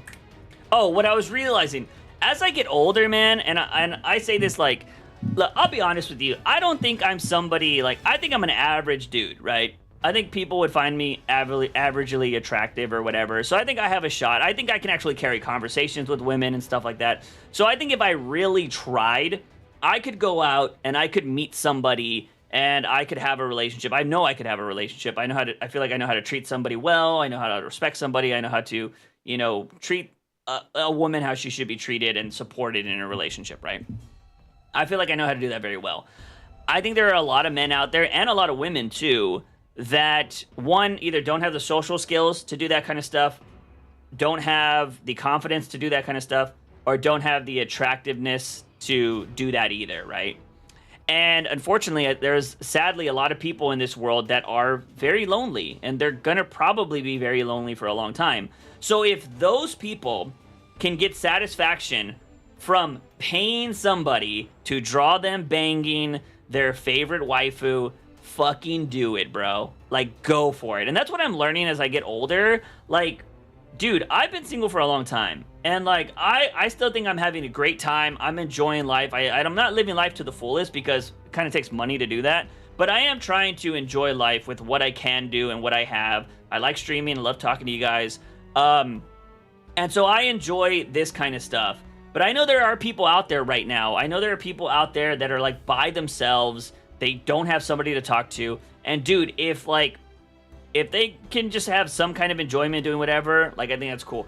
And I know, like, dude, also, like, there's a lot of people out there that are still, and I worked with one, that are like 40-year-old virgins. Like, I know that's how it is. And if those people are gonna be like that forever and they need to buy like some toys or do whatever to enjoy their life, fucking let them. I think as long as you're not hurting somebody, whatever you do in your own personal time is your own personal time. You do whatever the fuck you want. As long as you're not affecting anybody, I don't give a shit. Don't care how weird it is. As long as you're not affecting somebody's life, don't matter. Let's see. I think women just want attention and they want to be accepted for who they are. So that's what I would do in a relationship. I think women just want attention and they want to be accepted for who they are. So that's what I would do in a relationship. Doesn't everybody? Doesn't everybody want attention and wants to be accepted for who they are? What if the commission is a fictional character played by a real life actor? Like, for example, Henry Cavill Superman. Well, here's the thing.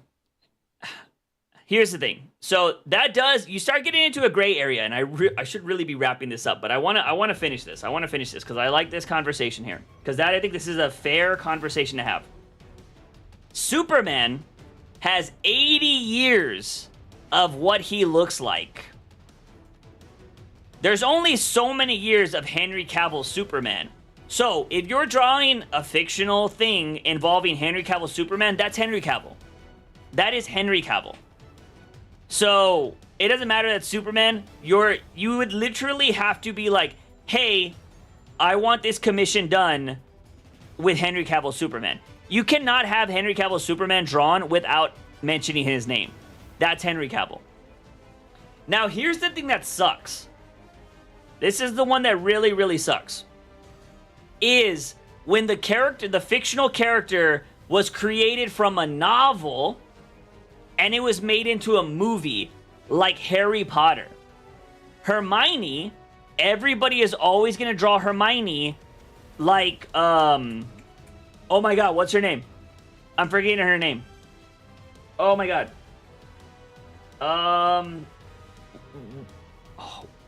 Watson? Something Watson? I think is her name. Emma Watson? Is that her name? Hermione? Everybody's gonna draw Emma Watson. There you go, okay. Everybody's gonna draw Hermione like Emma Watson because that's how they remember her. That is the first visual they have of Harry Potter. Now, granted, I'm pretty sure Hermione was on the book covers, but, you know, there wasn't a lot of Harry Potter art from my understanding. It was all text pretty much, right? Of Hermione and stuff like that. Maybe she was on a book cover, but for the most part, everybody's real first experience, a majority of people I feel like that didn't read the books, is going to be Emma Watson. That's how they vision Hermione, and Hermione is going to forever be that until like the new show comes out and there's a new Hermione and whatever. But people are always going to still love the original movies, so Emma Watson will always be Hermione. That's where it gets really weird. Because then you're just like, that's still a person. And you could be like, I want Hermione. And the artist, you don't have to say Emma Watson, might draw Emma Watson because that's Hermione. That gets really weird. So, like, that's one of those situations, like, oh, because, like, here's the thing. If I were to say, like, oh, yeah, I want a drawing with Amy Pond from Doctor Who. Amy Pond is freaking Karen Gillan. And so they're going to draw Karen Gillan. But I'm like, oh, so you can't do that. For certain characters, it's like, oh, fuck, that's still Karen Gillan.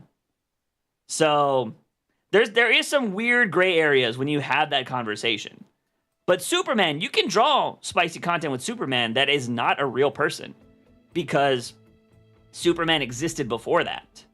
You know what I mean? So, like, I think there's differences there. There's definitely differences there, but some of those situations where your first time you ever saw that character was on the big screen or a TV show, you're just like, ugh. I mean, you can just have them change it up. I've seen people draw different types of Hermiones now, so it wouldn't be that big a deal. What if it's like CGI, like the MCU Gamora? Gamora's not CGI. Gamora's the green one, right? She's not CGI. That's all prosthetics.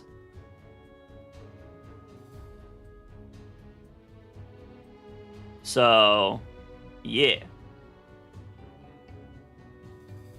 See, so like if you were to say like Black Widow, right? And you have it drawn as Scarlett Johansson, that's Scarlett Johansson. Black Widow existed before Scarlett Johansson. Gamora is CGI. Gamora's not CGI. Those are all prosthetic makeup. That's real makeup. James Gunn doesn't fuck around with like if it doesn't necessarily have to be CGI, he usually goes cosmetic. Is Gamora not the green one? Gamora's the green one, right? I know I'm not wrong about that. I know I haven't watched the MCU in a long time, but because yeah, Gamora's the green one. Nebula's the sister, played by Karen Gillan.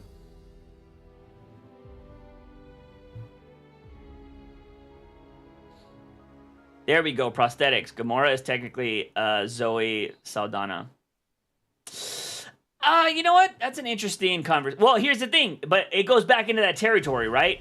Gamora was a character before Zoe Saldana played her.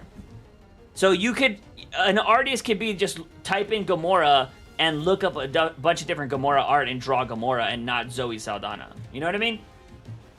Again, I think the only time it gets weird is when the character's first ever visual appearance is from a movie or series that involves a real person. You know what I mean? Like the Doctor Who reference or, you know, Hermione. So, I think that would be like the weird parts. But I think if you're basically using anybody's likeness, that's when it gets weird. Because you can be like, draw Hermione, but don't make her look like Emma Watson. Like, you could say that, and I think that would be fine. So, I think it kind of goes down to like that. Anyways, good conversations. I always love the spicy conversations because I think a lot of people are too scared to talk about this shit because they think it's weird. Kind of like how Shirley thought it was a little weird to self-insert. But I think having these conversations, really talking them through, makes more sense for people. And I think people need to have them a bit more. Because shit's not weird. Everybody likes their things. I think we talk about them, chat them out, and it works. We just got to understand each other more. Anyways, that is going to be it, ladies and gentlemen. Your boy is going to go get some food, and then I'm going to go probably play some Final Fantasy, but who knows. That's going to be it. I appreciate everybody coming by. If you guys haven't seen my last video, which is the YouTube Guru video, go check it out. I put a lot of effort into that. Hopefully you like it. Or if you haven't seen any of my other content, go check that out as well. But as always, I'm your host, Juicebox. Remember to wake up in the morning and ask yourself something. I'm a daily dose of juice. See you guys next time.